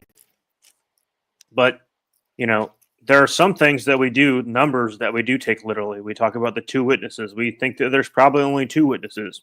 We talk about the 7 trumpets. We think there's probably actually 7 trumpets. We talk about the different bowl judgments. We probably think there's literally a specific number. I think there were 7 bowl judgments. So I don't know why we would take this number differently when we take other numbers in Revelation literally. So again, you can be a godly Christian, have different opinions on these different end times views, but I still believe there's going to be a rapture, whether that's a mid-trib or pre-trib. I'm a pre-trib guy myself. There's going to be a literal 7-year tribulation, a literal 1,000-year reign. And so I believe that the Great Tribulation is still to come. Now, obviously, again, maybe Dr. Bob, you probably have a greater understanding, probably studied end times a little more than I have. And so maybe the amillennialists or the postmillennialist would say that the Great Tribulation is actually what happened when Jerusalem was destroyed. I mean, obviously, there was a partial fulfillment of Christ's prediction there, but we believe that you see in different the prophetical books in the Old Testament that the temple will be rebuilt, and then the temple will be, the abomination of desolation will come again into the temple, and that will be the Antichrist. Again, like I said, there's differing views, but that's where I stand on this end times. Yeah, no, that's great. And thank you for carrying the show amidst much weeping and wailing and gnashing of teeth. We finally got our boys to bed, and now they are quite at peace. So the barbarians have been expelled from the city of Rome, at least for tonight. So a lot can be said, and we'll get into eschatology later on. Dispensationalism was actually, as a developed system, had only been around for about 50 or 60 years. And once again, I say as a developed system. There are certainly people in church history who believed in certain elements of dispensational eschatology. So while the system as it exists today may not be fully formed or fully seen, you do see antecedents of certain ideas there. But we can get into that at another time. Maybe we'll do a show on that, separate from our History of the Christian Church series. But the traditional dominant view, and this is sort of the way that I see it, and we'll get into this, is that the apostolic fathers, who we will discuss in volume 2, seem to have been split between amillennialism and what I would call historic postmillennialism, or not historic postmillennialism, historic premillennialism. Historic premillennialism does believe that there is a literal 1,000 years, but they deny the church-Israel distinction. They would deny a rapture, and they would see as well that the 7 years of the book of Revelation, that you have a judgment upon the city of Jerusalem, and that the Antichrist is in fact the Emperor Nero. That is the traditional view. And they would hold that in common with amillennialists, as well as postmillennialists, and that all of the judgment that had come upon the Jews, and that was what had been discussed in Revelation, that the woman who rides the beast is the religious leaders of the Jews, who are in league with the Roman Empire against the Christians, and that judgment finally comes down upon the religious leaders of their day, and that the old covenant system is swept away. A lot of this comes down to your view of the dating of when Revelation was written. Schaff takes the idea, he is sort of either post-mill or amill. He seems to take that traditional view that the tribulation is in fact talking about this period of history with the Great Jewish-Roman War, which lasted 7 years from 66 to 73. Or you could even date it from 64 up to the end of the year 70 as being sort of 7 years. And so they try to fit the eschatology of Revelation within that time period because they believe John is writing sometime around 60 or 79 or 69 or 70 AD. That's one view. There's another view that takes its position from, I think it's an obscure passage in I think it's Irenaeus, who talks about Revelation potentially having been written towards the end of the reign of Domitian, which is about a generation later, and that would have been around 95 or 96 AD, towards the close of the first century. For those who say, well, John would have been too old by then, I would argue that John is in fact a very young man during the time of the Gospels, potentially as young as 7, 10, 12 in that age range. And so while, unusual for the ancient world, certainly not that unusual if he had written Revelation around the year 96, if he was somewhere around the age of 75 or so. He didn't have to be almost 100 to write the book. I think John is to that in our next chapter, which talks about St. John, John the Beloved. And so a lot of how you view your various eschatological schemes comes back to when you think the book of Revelation was written and who you think the intended audience was. I think the intended audience is certainly the churches in Asia Minor, and that there is application in their day, and that it was written to those churches in Asia Minor. And that is, I think, something that should be considered very heavily. Now, on the other hand, if they are the intended audience, one of the problems with the traditional sort of Amil position that you have the sort of preterist view, the historicist view, and the futurist view of Revelation, as well as the Olivet Discourse from Matthew chapter 24, which is from which this section has taken its title verse, as well as Luke chapter 21. The preterist view says that everything happened in 70 AD, and all that is left to take place is now the coming of Christ and his eternal kingdom. That would be called partial preterism.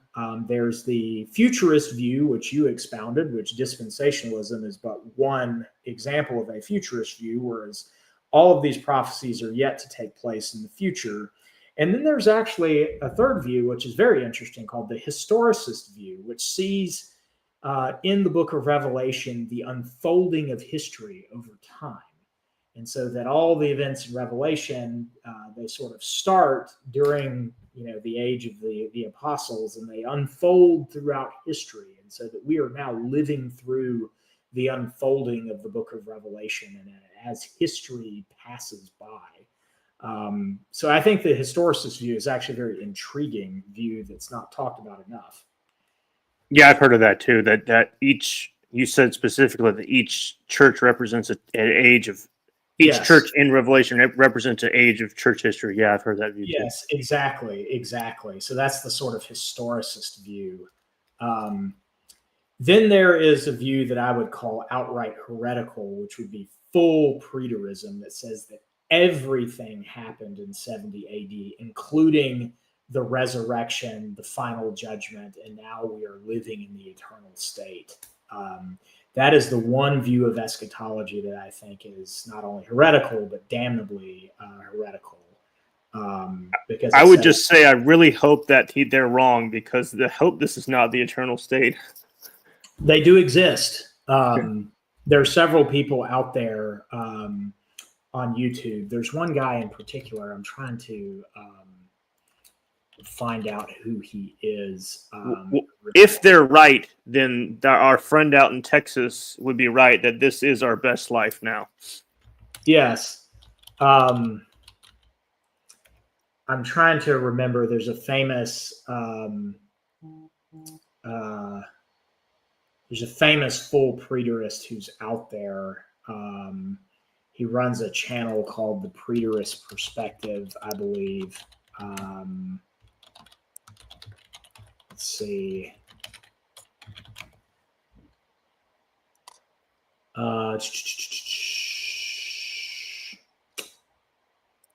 You can go ahead and talk while I find this. It's very interesting because I think it's important to at least point out the heresy of this perspective. So go ahead and keep talking, Plymouth Theologian. Yeah, I would just say, I mean,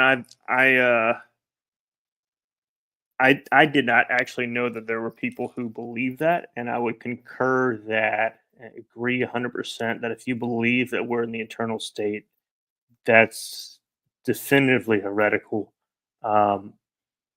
because there are many places in the scriptures that say that there's going to be no sin. There's going to be, especially if you look at Revelation chapter 21 and 22. I'll just put it this way. I don't look at Revelation chapter 21, 22 and say this looks like the world that's around us. I don't think all things have been made new. I don't see Preston. John Preston, you said? Don Preston, D-O-N. Don Preston is a full preterist. So be warned of his ministry. I think that it is a denial of the gospel to be a full preterist, to say that everything in Revelation has happened. Yeah. Fortunately, most preterists and most people who take the 70 AD view of Revelation are what are called partial preterists. And classical Arminian, or not Arminian, classical Amil, as well as post-Mill, would say that 70 was important. Much of the Olivet Discourse is about 70, but that there still is a resurrection to come, a final judgment, and then an eternal kingdom. So partial preterism is perfectly within the bounds of orthodoxy. And not only that, it has been the dominant position in church history. But full preterism is to me, a damnable heresy.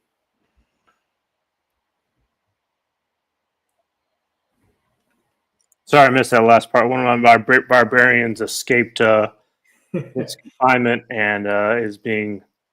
I said that partial preterism is the dominant view in church history, and is perfectly within the bounds of orthodoxy, but that full preterism is a damnable heresy that denies the gospel and will send somebody to hell if they hold to it obstinately.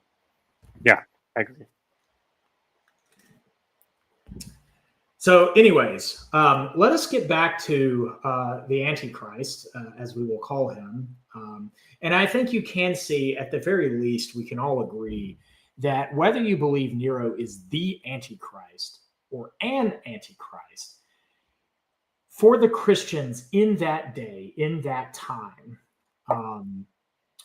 Nero would have embodied Antichrist.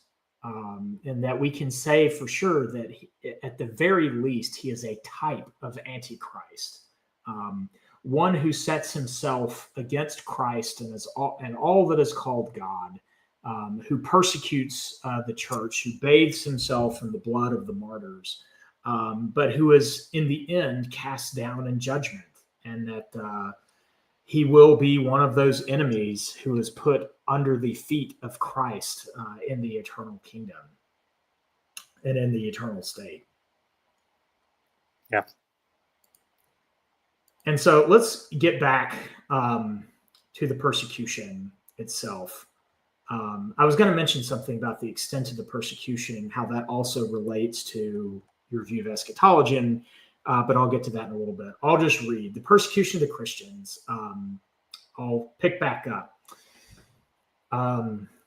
They were certainly despisers of the Roman gods and loyal subjects of a higher king than Caesar, and they were falsely suspected of secret crimes.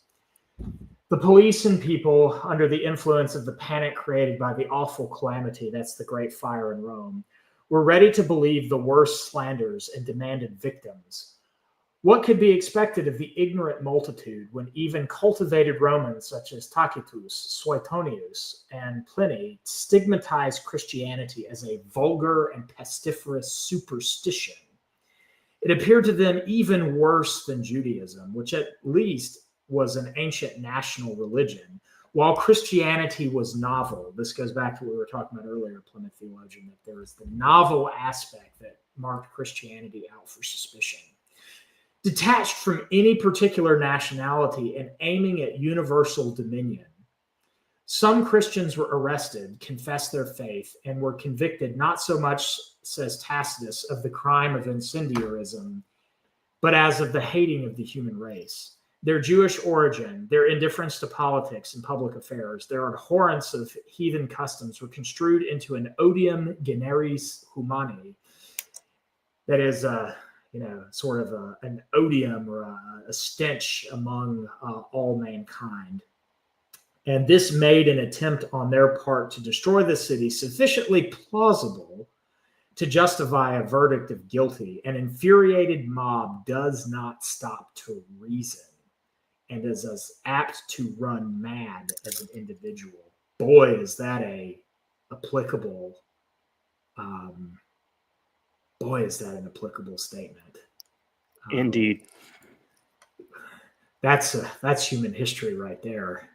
Yeah. Continuing on, under this wanton charge of incendiarism, backed by the equally groundless charge of misanthropy and unnatural vice, there began a carnival of blood such as even heathen Rome never ever saw before or since. It was the answer of the powers of hell to the mighty preaching of the two chief apostles, which had shaken heathenism to its center.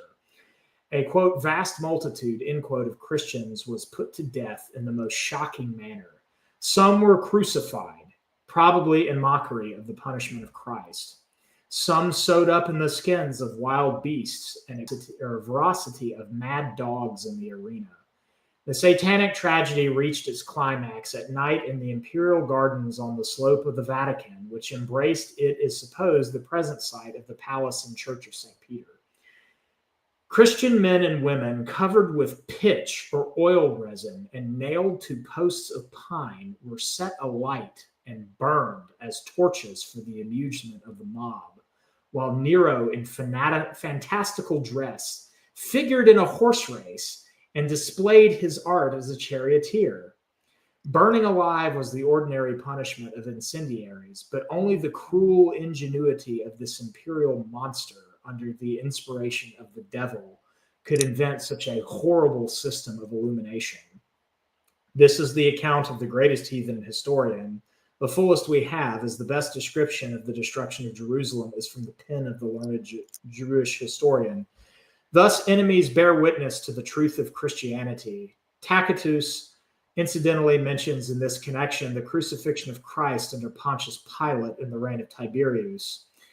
With all his haughty Roman contempt for the Christians, whom he knew only from rumor and reading, he was convinced of their innocence of incendiarism, and notwithstanding his cold stoicism, could not suppress a feeling of pity for them, because they were sacrificed not to the public good, but to the ferocity of a wicked tyrant.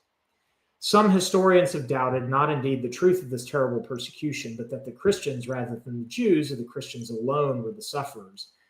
And then he goes on. He says, but the atrocious act was too public to leave room for such a mistake. Both Tacitus and Suetonius distinguished the two sects, although they knew very little of either. And the former expressly derives the name Christians from Christ as the founder of the new religion. Moreover, Nero, as previously remarked, was not averse to the Jews, and his second wife, Poppaea Sabina, a year before the conflagration, had shown special favor to Josephus and loaded him with presents. Josephus speaks of the crimes of Nero, but says not a word of any persecution of his fellow religionists.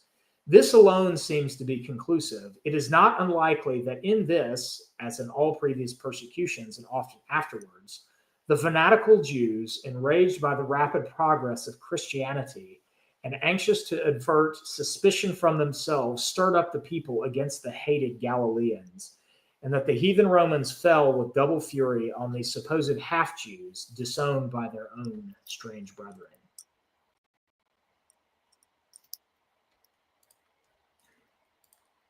Any commentary? Yeah, it's I guess really the early church.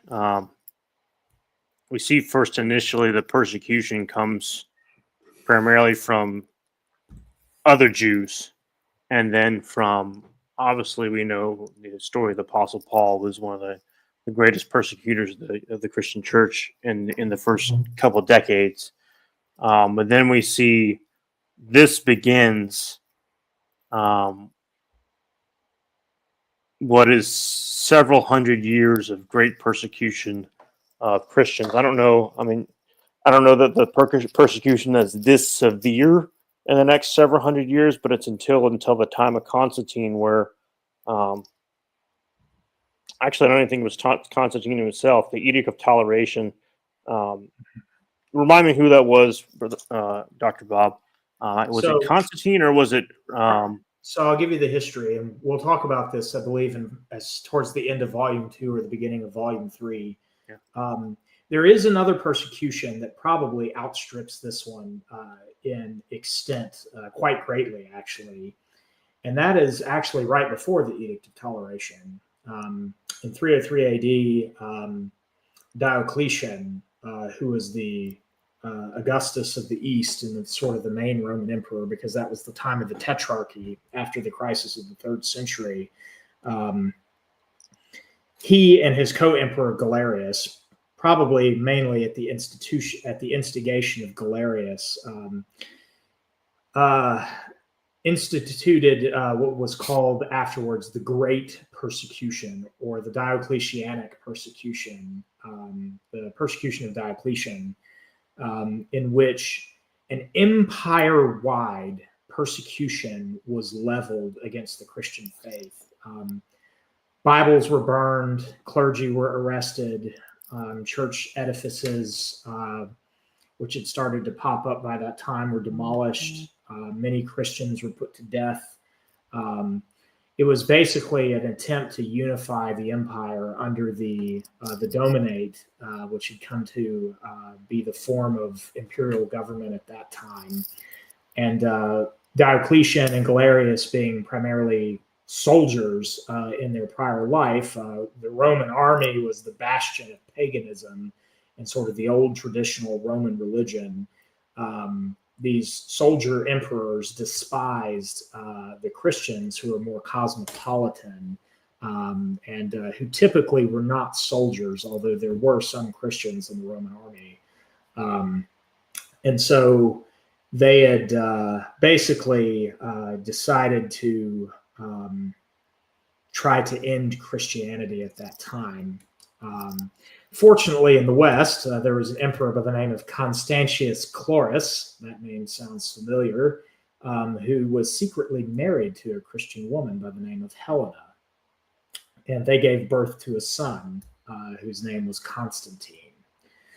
And it was Constantine, as Schaff alluded to earlier in the discussion of the Milvian Bridge, who defeated all of his rival emperors, united the Roman Empire, and who issued the Edict of Milan in 312 with his co-emperor Licinius, and then after defeating Licinius in a civil war, unified the empire and converted to Christianity, and that's when the peace of the church really began. So the greatest and most severe persecution against Christians up to that time had actually come right before the end of persecution in general. So what's different about that persecution and this persecution, and we'll continue on, Schaff talks about the extent of the persecution.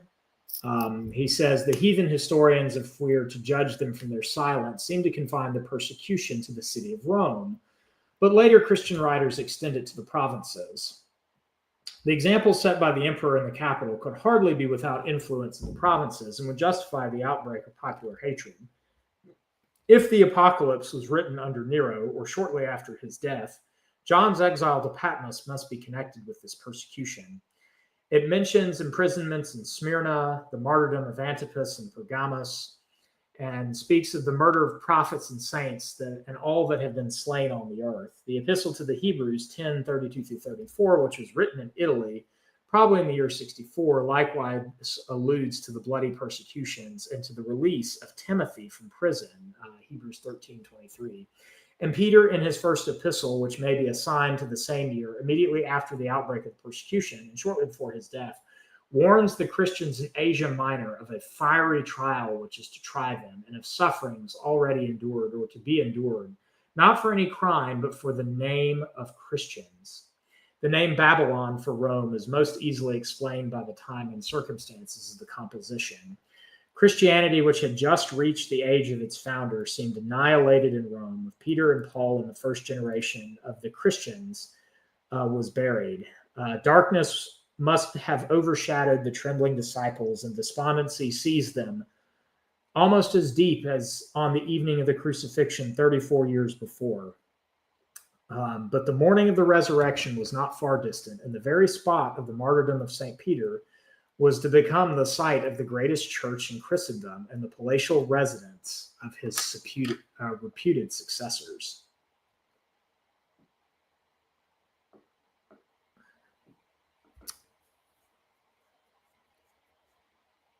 So yeah, that's how it goes. That persecution happened primarily on the Vatican Hill, and the Vatican Hill is where the Church of St. Peter stands today. So we've already kind of discussed the apocalypse on the Neronian persecution, like people's views on the book of Revelation. There's a number of notes at the end of this section that I would recommend to the reader. Talking about Nero's return as Antichrist. There's this legend in Rome about Nero Redivivus, that he would come back from the dead. Some people believe that he hadn't really been killed. There was a rebellion under the Emperor Domitian from somebody who said that he was Nero.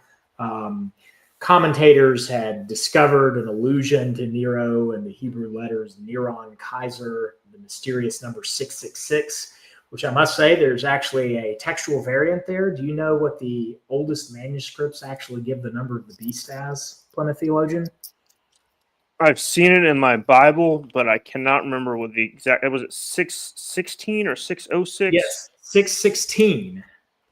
616, not 666. So there's actually a textual variant there, and it seems that many of our oldest manuscripts actually have the number of the beast is 616. So it's very. I was listening to Dr. White recently. I was listening to Dr. James White recently, and I think he said that Romans obviously doesn't affect any core doctrines, but Romans of any book in the New Testament has the most textual variants.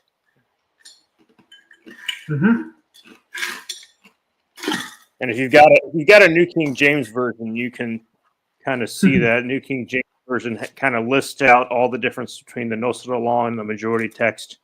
And like Dr. White said, there's quite a few variances in what the text says. Again, it doesn't affect any core doctrines of the faith, but there must be a variety of manuscripts of Revelation. Yeah.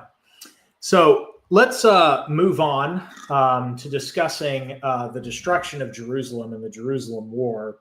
And then we can wrap up with talking about how the destruction of Jerusalem affected the Christian church. So I'll read the first paragraph, and then we can discuss. So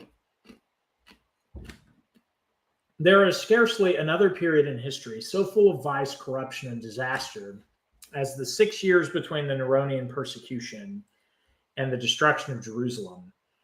The prophetic description of the last days by our Lord began to be fulfilled before the generation to which he spoke had passed away. And the day of judgment seemed to be close at hand. So the Christians believed and had good reason to believe. Even to the earnest heathen minds, that period looked as dark as midnight.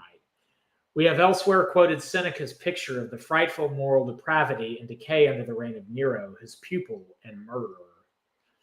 Tacitus begins his history of Rome after the death of Nero with these words: I proceed to a work rich in disasters, full of atrocious battles, of discord, rebellion, yea, even horrible in peace. 4 princes, Galba, Otho, Vitellius, Domitian, killed by the sword, 3 civil wars, several foreign wars, and mostly raging at the same time. Favorable events in the east, the subjugation of the Jews. Unfortunate ones in the west. Illyria disturbed, Gaul uneasy, Britain conquered and soon relinquished. The nations of Sarmatia and Suevia rising against us. The Parthians excited by the deception of a pseudo-Nero. Italy also weighed down by due or oft-repeated calamities. Cities swallowed up or buried in ruins. Rome laid waste by conflagrations. The old temples burned up, even the capitals set on fire by citizens. Sanctuaries desecrated, adultery rampant in high places. The sea filled with exiles, the rocky islands contaminated with murder. Still more horrible, the fury in the city. Nobility, riches, places of honor, whether declined or occupied, counted as crimes, and virtue sure of destruction. So that is the sort of general picture of what was going on. Would you like to discuss the background behind the Jewish rebellion? Yeah. Let's see, get to that section real quick. I'm going to read that next section, starting kind of in the second paragraph. The forbearance of God with his own covenant people who had crucified their own Savior reached at last its limit.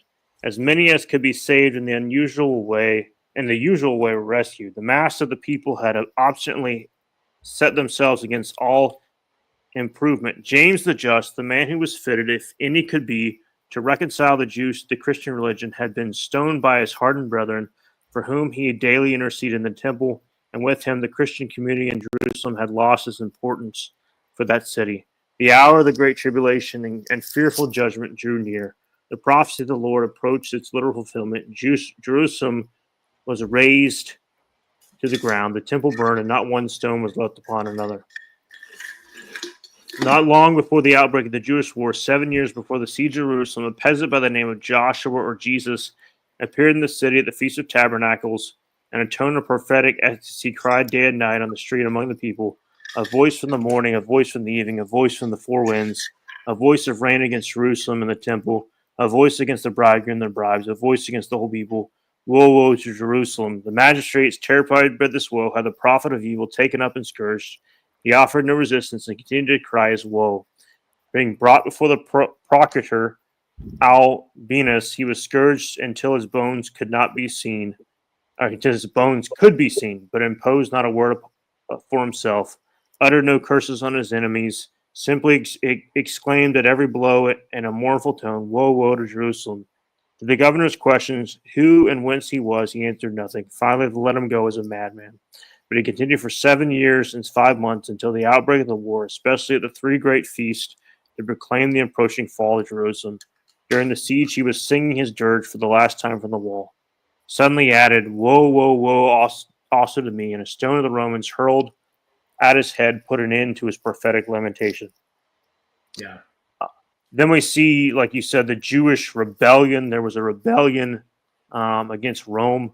It was something that you could see it brewing in the times of Christ before Christ died, just a few years before. I'm trying to remember the name of the group. The Zealots. The Zealots. The Zealots were those who wanted to break away from Rome at any cost. And it was probably likely from their influence to some extent that the Jews had the idea that their Messiah would come and defeat the Romans and set up the new kingdom and rule and reign on earth immediately. Obviously, we know that's not what happened. Obviously, Jesus was crucified. But then the Jews rebelled against Rome, and they came, and Rome sent an army, and they came and besieged the city. And because of they besieged Jerusalem, besieged Palestine, Israel, and then there was a crisis at home, and I'm trying to remember the name of here it is right here, Vespasian. Went and sieged Vespasian. Yeah, I'm great at pronouncing things tonight. Vespasian came and he besieged Rome, but then he had to, because of some sort of crisis back in Rome. Nero had killed himself. He had to go back to Rome, and then later his son Titus went and actually was the one who besieged and overthrew Rome and absolutely destroyed it, destroyed the temple, very much fulfilling what we see Jesus said in Matthew chapter 20, was it 23, I think, and Luke chapter 21. Jerusalem surrounded by armies. Exactly, and destroyed. And there's not one stone was left upon another, as Jesus said. So that's kind of a very high level overview, not very detailed. And again, I think just back to the eschatology, I would say, and I can't remember the exact way. I think maybe you know of Todd Friel, right? I've heard him say this several times. I can't remember exactly how he puts it, but there's a near-term fulfillment and a future fulfillment. And I think we would all agree that, like we said earlier, that what happened in 70 AD and the destruction of Jerusalem very much looks like some of what happens in Revelation, and also what Jesus predicted on in Matthew chapter 8, 23, and Luke chapter 21. Yeah. So I'll fill in a little bit of the blanks. for my detractors to say I know nothing of history, they'll just have to bear with me on this one. So Schaff talks about the succession of governors towards the end of, the existence of, the sort of temple period. He talks about Felix and Festus, who we both see from the Gospels. Festus is replacement Albinus, and then Gessius Florus, who was kind of a harsh governor who had come to power just the year before. I believe these were in fact imperial procurators, so they were actually civil governors, not military governors, the way that Pilate had been. He was a prefect or a prefectus, and so he was primarily a military governor. At some point during that time, the military governors had been replaced with more civilian tax accounting type governors who were procurators. But anyways, I believe the rebellion broke out because there were some Greeks in Caesarea, which was the provincial capital. And by Greeks, I mean those who spoke Greek and who were pagan, not necessarily from the Peloponnese. They actually sacrificed, I believe it was some pigeons, some sort of bird they sacrificed in front of a Jewish synagogue to the god Zeus. And so this caused a riot in the city of Caesarea and sort of set off the rebellion, which the governor tried to contain, but could not. So there was a Roman legion that had come down from Syria, and I believe it was at Beth Horon, where the organized Jewish rebels destroyed this Roman legion that had come in. And that really inflamed Rome. And so Nero, in a lot of ways, was looking at the temple as a tax farm because it was this very wealthy religious site. And not only were Jews within the empire giving money to the temple, Jews from outside of the empire, those within the Parthian Empire, which was Persia, would come and they would assemble for the great feasts, and they would also pay the temple tax. And so Nero was kind of strapped for cash, and so he had put this heavy tax burden on the people at that time, which had kind of set the seeds of rebellion, in addition to sort of either incompetent or indifferent governors. And so the rebellion broke out, and this Roman legion, I believe it was Florianus, was the governor of Syria. I'm trying to remember specifically, but there was a Roman governor who came down from Syria with a legion, and he escaped, but the legion was destroyed. And so Nero was in a panic, and so he called upon one of his most able generals, that was Vespasian, who had come from central Italy, from a very sort of hardy Italian peasant stock, who's had recently been raised to the rank of senator. He had come from sort of an equestrian or a knight, the level of a knight family, but had attained to the Senate. His older brother had been a benefactor of his, and his older brother, I think, had attained to the Senate first. Vespasian had essentially retired. He had led the invasion of Britain about 20 years before under Claudius, along with the Roman general Aulus Plautius, who'd be the first governor of Britain. And so Vespasian was actually crucial and instrumental in the conquest of Britain. And he gained a lot of fame and notoriety at that time, but he had kind of fallen out of Nero's favor because I believe when Nero was in one of his, singing performances, Vespasian fell asleep. And so Nero had dung put down his toga and essentially dismissed him from public life. But in the hour of his need, needing a competent general, Nero recalled Vespasian and then sent him to the east along with his son Titus. And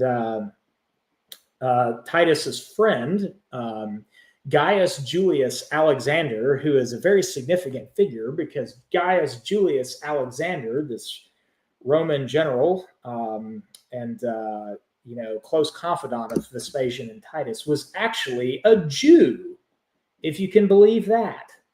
He was a Hellenized Jew from Alexandria, who was one of the principal men in the Roman invasion of Judea, which makes this all the more complicated. The Jewish leadership had actually enjoyed a really good relationship with Rome, especially the Sadducees. They didn't want to rebel. They tolerated the Herods as the sort of client kings of Rome. And so you had the governors on the one hand, but Herod was still allowed, the various Herods were still allowed their sort of hereditary titles, and they had certain provinces that were under their control. And so there was kind of an uneasy peace, but the elites within Jewish society, as well as the Herodian family, had maintained good relations with Rome. But the mass of the people, especially those under the Pharisees, hated Roman rule.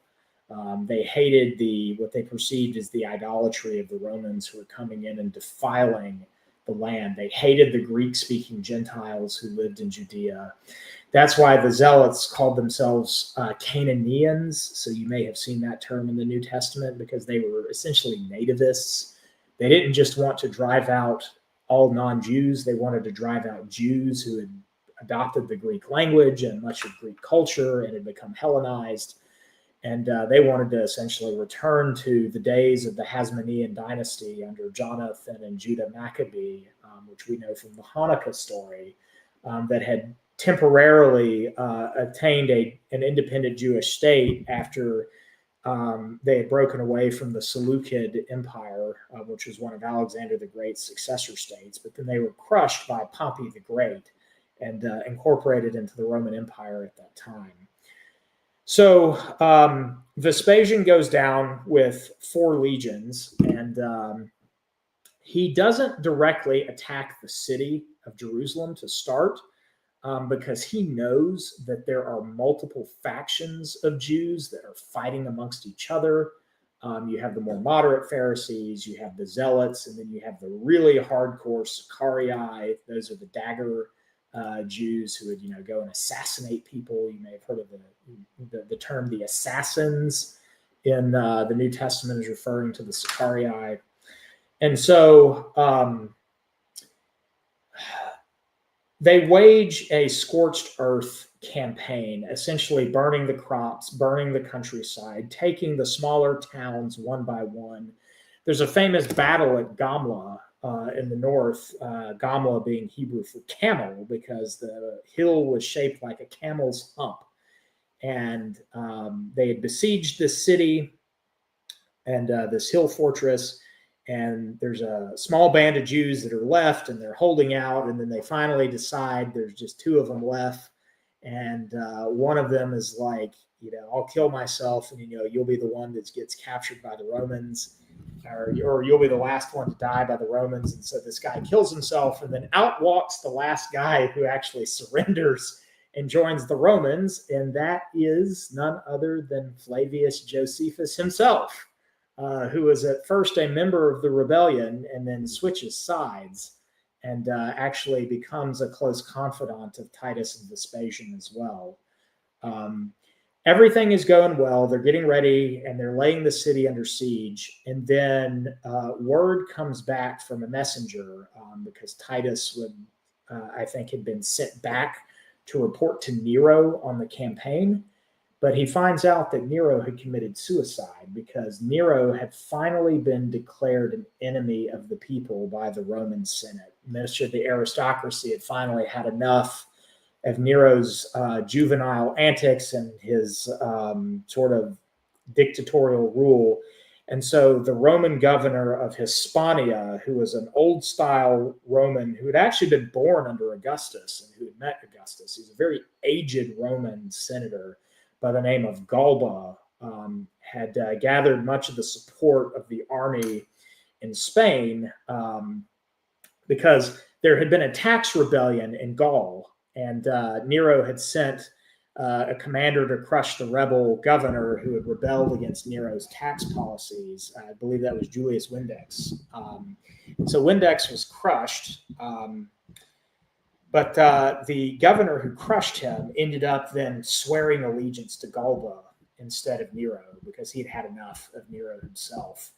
And so Galba marches from the west, from Spain towards Rome.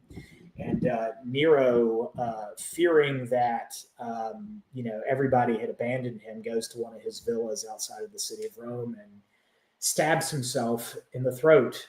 And he hears the hoofbeats of a Roman centurion, and he thinks the centurion's been sent by the Senate to come kill him. But in fact, the Senate had reversed its policy, and they actually were going to reinstate Nero and support him against Galba. And so Galba probably would have lost in his rebellion. But Nero had already committed the deed, and he said, "Too late, such devotion," as he bled out on his the floor of his villa outside of the city of Rome. And so with the death of Nero, Galba comes into the city of Rome. He takes over. And so Titus is coming from the east, and he finds out that the emperor is dead and that the governor Galba had seized the imperial throne. And so he doesn't know what to do. So he turns back so that he and his father can discuss what's going to happen. And so they're kind of contemplating. And then message reaches them that Galba has been assassinated by one of Nero's friends, Otho. And so Otho is declared emperor. And so he is the second emperor of the year of the four emperors, as it will come to be known. And that was in January of 69 AD. And so Galba is assassinated by Otho because Otho had expected to be installed as Galba's heir, since Galba was 73 and was probably not going to live very long anyways. But Galba chose a different person based off of his view of old Roman Republican virtue, which was, for those who are out there who understand the meme, Galba was being a little bit of a boomer and trying to go back to a Rome that had long since ceased to exist.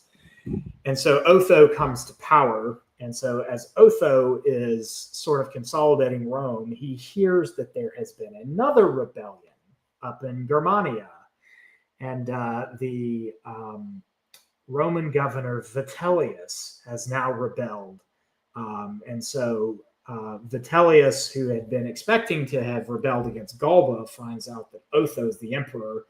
And so Vitellius marches with the legions from the Rhine, who are some of the best in the empire, down to northern Italy, and they meet Otho's armies at the Battle of Bedriacum. That's the first Battle of Bedriacum. And they destroy the town, and Otho, in order to save further bloodshed, does a very noble thing, and he commits suicide so that there will no longer be a civil war. And so Vitellius, who was a very fat man, who was a very gregarious individual, and the troops loved him, but he was kind of dissolute. He gorged himself on banquets and had to be carried around in a litter. Vitellius is now the third emperor in the year of the four emperors. And at this point, the legions in the east are really dissatisfied, those in Egypt, those in Judea who are involved in the Jewish-Roman War. And so they declare for Vespasian as their emperor in defiance of Vitellius. And so Vespasian goes down to Egypt. He leaves the war to Titus, and he's securing the grain supply, which the city of Rome really depended upon the dole, the supply of grain that was coming up from Egypt. And there were subordinate generals in the Balkans, modern day sort of, Serbia, Croatia, that area, who hated Vitellius and who had been loyal to Otho, who decided to back Vespasian. I believe it was Antonius Primus, who was the descendant of the famous Roman general Mark Antony. he declares for Vespasian, and it's his army that then meets Vitellius's army at the second battle of Bedriacum. And Vitellius's army is actually defeated in battle because they mistake the Eastern Legion's hailing of the sun in a morning ritual. It was a pagan ritual that the Eastern Legions did to hail the sun god. They hail the sun, and so Vitellius's legions actually think that they're hailing reinforcements, and so their camp breaks, and they lose the battle. And so Vitellius knows that his power is waning, and he's actually caught in behind a curtain and dragged out by legionaries who are loyal to Vespasian, and he is killed, and his body is thrown down the fatal Gemonian steps of Rome, and then he's beheaded, and his body is thrown into the Tiber. And so Vespasian is now the last of the four emperors in the year of the four emperors, taking over in December of 69. And so he's going on up to Rome to secure power from the Senate, and he leaves Titus in charge. And I will recount the destruction of the city, and then we will move on to the last section, because I know it's getting late for you there, because we'll talk about the effect of the destruction of Jerusalem on the Christian church. So it says, at last in July, this is the following year, the year 70, the castle of Antonia was surprised and taken by night. This prepared the way for the destruction of the temple, in which the tragedy culminated. The daily sacrifices ceased July 17th because all hands were needed for defense. The last and the bloodiest sacrifice at the altar of burnt offerings was the slaughter of thousands of Jews who had crowded around it. Titus, according to Josephus, intended at first to save that magnificent work of architecture as a trophy of victory, and perhaps from some superstitious fear. And when the flames threatened to reach the Holy of Holies, he forced his way through the flame and smoke over the dead and the dying to arrest the fire. But the destruction was determined by a higher decree. His own soldiers, roused to madness by the stubborn resistance and greedy of the golden treasures, could not be restrained from the work of destruction. At first, the halls around the temple were set on fire. Then a firebrand was hurled through the golden gate. When the flames arose, the Jews raised a hideous yell and tried to put out the fire, while others, clinging with a last convulsive grasp to their messianic hopes, rested in the declaration of the false prophet, that God in the midst of the conflagration of the temple would give a signal for the deliverance of his people. The legions vied with each other in feeding the flames and making the unhappy people feel the full force of their unchained rage. Soon the whole prodigious structure was in a blaze and illuminated the skies. It was burned on the 10th of August, AD 70, the same day of the year on which, according to tradition, the first temple was destroyed by Nebuchadnezzar. That's Tisha B'Av in the Jewish calendar. No one, says Josephus, can conceive a louder, more terrible shriek than that which arose from all sides during the burning of the temple. The shout of victory and the jubilee of the legions sounded through the wailings of the people, now surrounded with fire and sword upon the mountain and throughout the city. The echo from all the mountains around, even to Perea, increased the deafening roar, yet the misery itself was more terrible than this disorder. The hill on which the temple stood was seething hot and seemed enveloped to its base in one sheet of flame. The blood was larger in quantity than the fire, and those who were slain more in number than those that slew them. The ground was nowhere visible. All was covered with corpses. Over these heaps, the soldiers pursued the fugitives. The Romans planted their eagles on the shapeless ruins over against the eastern gate and offered sacrifices to them and proclaimed Titus Imperator with the greatest acclamations of joy. Thus was fulfilled the prophecy concerning the abomination of desolation standing in the holy place.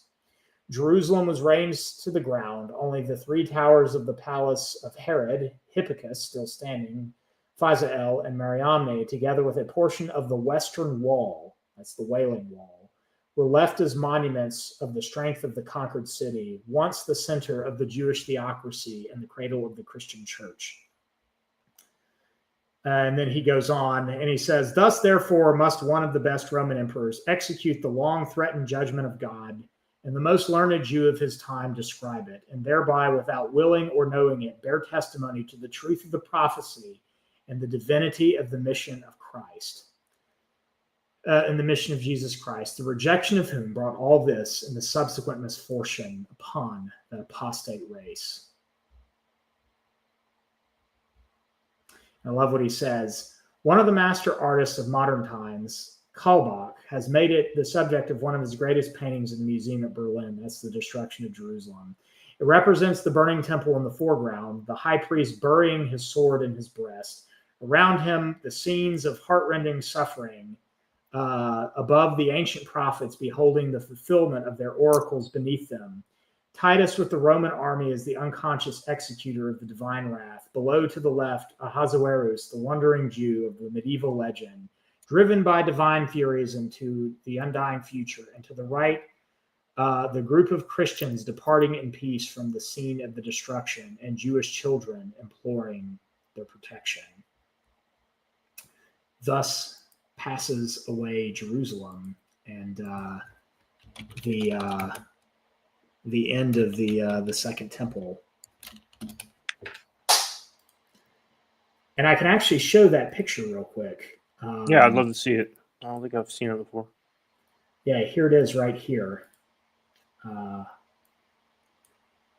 going to share my screen.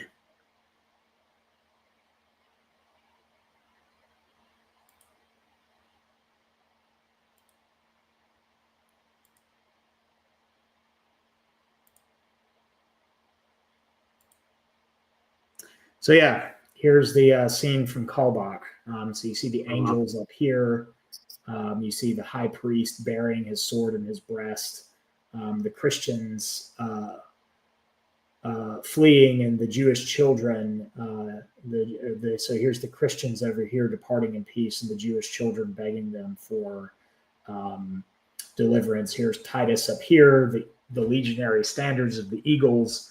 And then obviously the burning temple here in the background. So that's the picture that Schaff was referring to. So let's finish off tonight.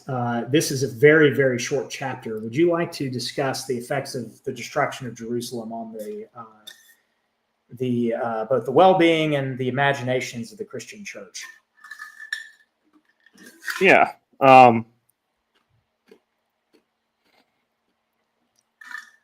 Obviously, this had to affect them in a massive way, because the church, at least early on in the Christian church, it was centered in Jerusalem. I mean, the first, actually, you could say the first Christian council was called the Jerusalem Council, where they determined whether or not Gentiles needed to be circumcised or not. And so, with the destruction of Jerusalem and destruction of the temple, he talks about also how the Apostle Paul would still go to, and we even see this in the book of Acts, so the Apostle Paul would go to the temple, and it was actually during one of the times when he was in the temple where he was finally arrested, which led to his imprisonment. I believe it was in Corinth first, and then he went on to, was sent on to Rome. But this had a kind of a hard break between the destruction of Jerusalem, resulted in a hard break between Christianity and Judaism, and kind of led the broader world to see that these were completely different sects. Up until that point, Christianity was considered kind of a subsect of Judaism, and this destruction of the temple and destruction of the Jerusalem. It says right in here. Let me see if I can jump in between this paragraph. It says, "But now the rupture was also outwardly consummated by the thunderbolt of divine omnipotence. God himself destroyed the house in which he had thus far dwelt, in which Jesus had taught, in which the apostles had prayed. The He rejected his peculiar people for their obstinate rejection of the Messiah. He demolished the whole fabric of the Mosaic theocracy, whose system of worship was in its very nature associated extensively with the tabernacle at first and afterwards with the temple. But in so doing, he cut the cords which had hitherto bound, and according to the law of organic development, necessarily bound the infant church to the outward economy of the old covenant and to Jerusalem as the center. Henceforth, the heathen could no longer look upon Christianity as a mere sect of Judaism, but must regard and treat it as a new, peculiar religion. The destruction of Jerusalem, therefore, marked the monumentous crisis at which the Christian church as a whole burst forth forever from the chrysalis of Judaism, awoke to a sense of its maturity, and in government and worship at once took its independent stand before the world. And so it showed the world that that Judaism and Christianity were completely different sects and completely different religions. And from thenceforth, as Philip Schaff says, they understood, and obviously maybe they didn't understand the great difference between it, but the Christianity stood alone, obviously built on the foundation of the apostles and prophets, Jesus Christ being the chief cornerstone, as it says in Ephesians chapter 2, but standing alone in the eyes of the world as a separate religion. Yeah. I love what he says here in the second to last paragraph. He says, this breaking away from hardened Judaism and its religious form, however, involved no departure from the spirit of the Old Testament revelation. The church, on the contrary, entered into the inheritance of Israel. The Christians appeared as genuine Jews, as spiritual children of Abraham, who, following the inward current of the Mosaic religion, had found him, who was for the fulfillment of the law and the prophets, the perfect fruit of the old covenant and the living germ of the new, the beginning and the principle of a new moral creation. And then he finishes up by talking about the need to consolidate Jewish and Gentile Christianity, and that was left to the labors of the Apostle John, whom he calls the last stadium of the New Testament church. Now, once again, I don't always agree with Schaff's framing because he's coming from that sort of 19th century critical Hegelian sort of background where he's trying to see a synthesis and an antithesis, or a thesis and antithesis and then a synthesis. But I think his description of the effect that the destruction of the temple had in separating the Christian church from Judaism forever, I think is quite apt and quite correct, and continues down to this day, which I find, as somebody of not insignificant Jewish descent, I find it providential in a way that God would allow my ancestors to survive the destruction of the temple, to be carried away into slavery, only to have their descendant many generations later hear and believe the Christian gospel and sort of come full circle in seeing the break of Judaism and Christianity, and coming to see in Christ the true fulfillment of the Old Testament, and we've now seen the passing away of the temple. And I think that this is one of the greatest apologetics that we as Christians have in our discussions with Jews, is to go to the Old Testament to show them that not only do they not have a temple, a Holy of Holies, an Ark of the Covenant anymore, they don't even have a priesthood anymore. I know that every Cohen claims to be a priest or the descendant of a priest, but the fact is that it wasn't just that the temple was destroyed, all of the records within the temple were destroyed as well. And so nobody can prove the purity of their genealogy anymore. And so in a very real sense, that Old Testament priesthood has in fact passed away, as the writer of Hebrews has talked about. It says this, and I want to leave with this. It says in Hebrews chapter 7, "For on the one hand, there is a setting aside of a former commandment because of its weakness and uselessness, for the law made nothing perfect. And on the other hand, there is a bringing in of a better hope through which we draw near to God. And inasmuch as it was not without an oath, for they indeed became priests without an oath, but he with an oath, through the one who said to him, the Lord has sworn and will not repent. You are a priest forever. So much more Jesus also has become the guarantee of a better covenant. The former priests, on the one hand, existed in greater numbers because they were prevented by death from continuing. But Jesus, on the other hand, because he continues forever, holds his priesthood permanently. Therefore, he is able to save forever those who draw near to God through him, since he always makes intercession for them. For it was fitting for us to have such a high priest, holy, innocent, undefiled, separated from sinners, and exalted above the heavens, who does not need daily, like those high priests, to offer up sacrifices, first for his own sins and then for the sins of the people, because this he did once for all when he offered up himself. For the law appoints men as high priests who are weak, but the word of the oath, which came after the law, appoints a son who has been made perfect forever." Amen. Well, Plymouth Theologian, do you have any last thoughts before we end the stream for tonight? I guess primarily I really enjoyed this chapter, and I really look forward to looking next time at chapter 7. Yes, John.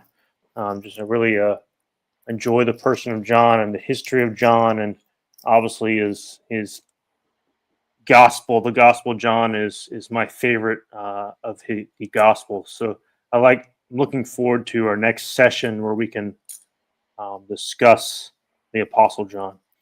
Yeah, and please do come prepared with some of your favorite Johannine quotes from his gospel, from his epistles, from Revelation as well.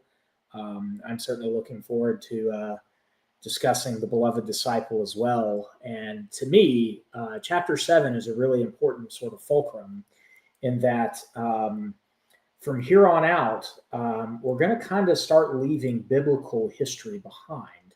And we're really going to start getting into our study of church history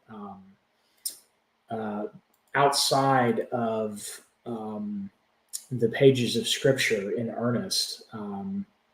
We're still going to discuss a little bit of that as we finish off our final chapters here in History of the Christian Church over the course of this year. But we're going to start getting into some things after this next chapter that is going to start pointing us on to the post-apostolic age and study of not New Testament history, but of church history beyond the New Testament. So with that, I just want to thank everybody who tuned in. We had a couple of viewers here and there. I'm sure there will be people who are listening after the fact. But I want to thank everybody and hope that this was a blessing to y'all. And we will call the stream for tonight. So thank you, and God bless. And I hope everyone has a good Lord's Day tomorrow. Good night.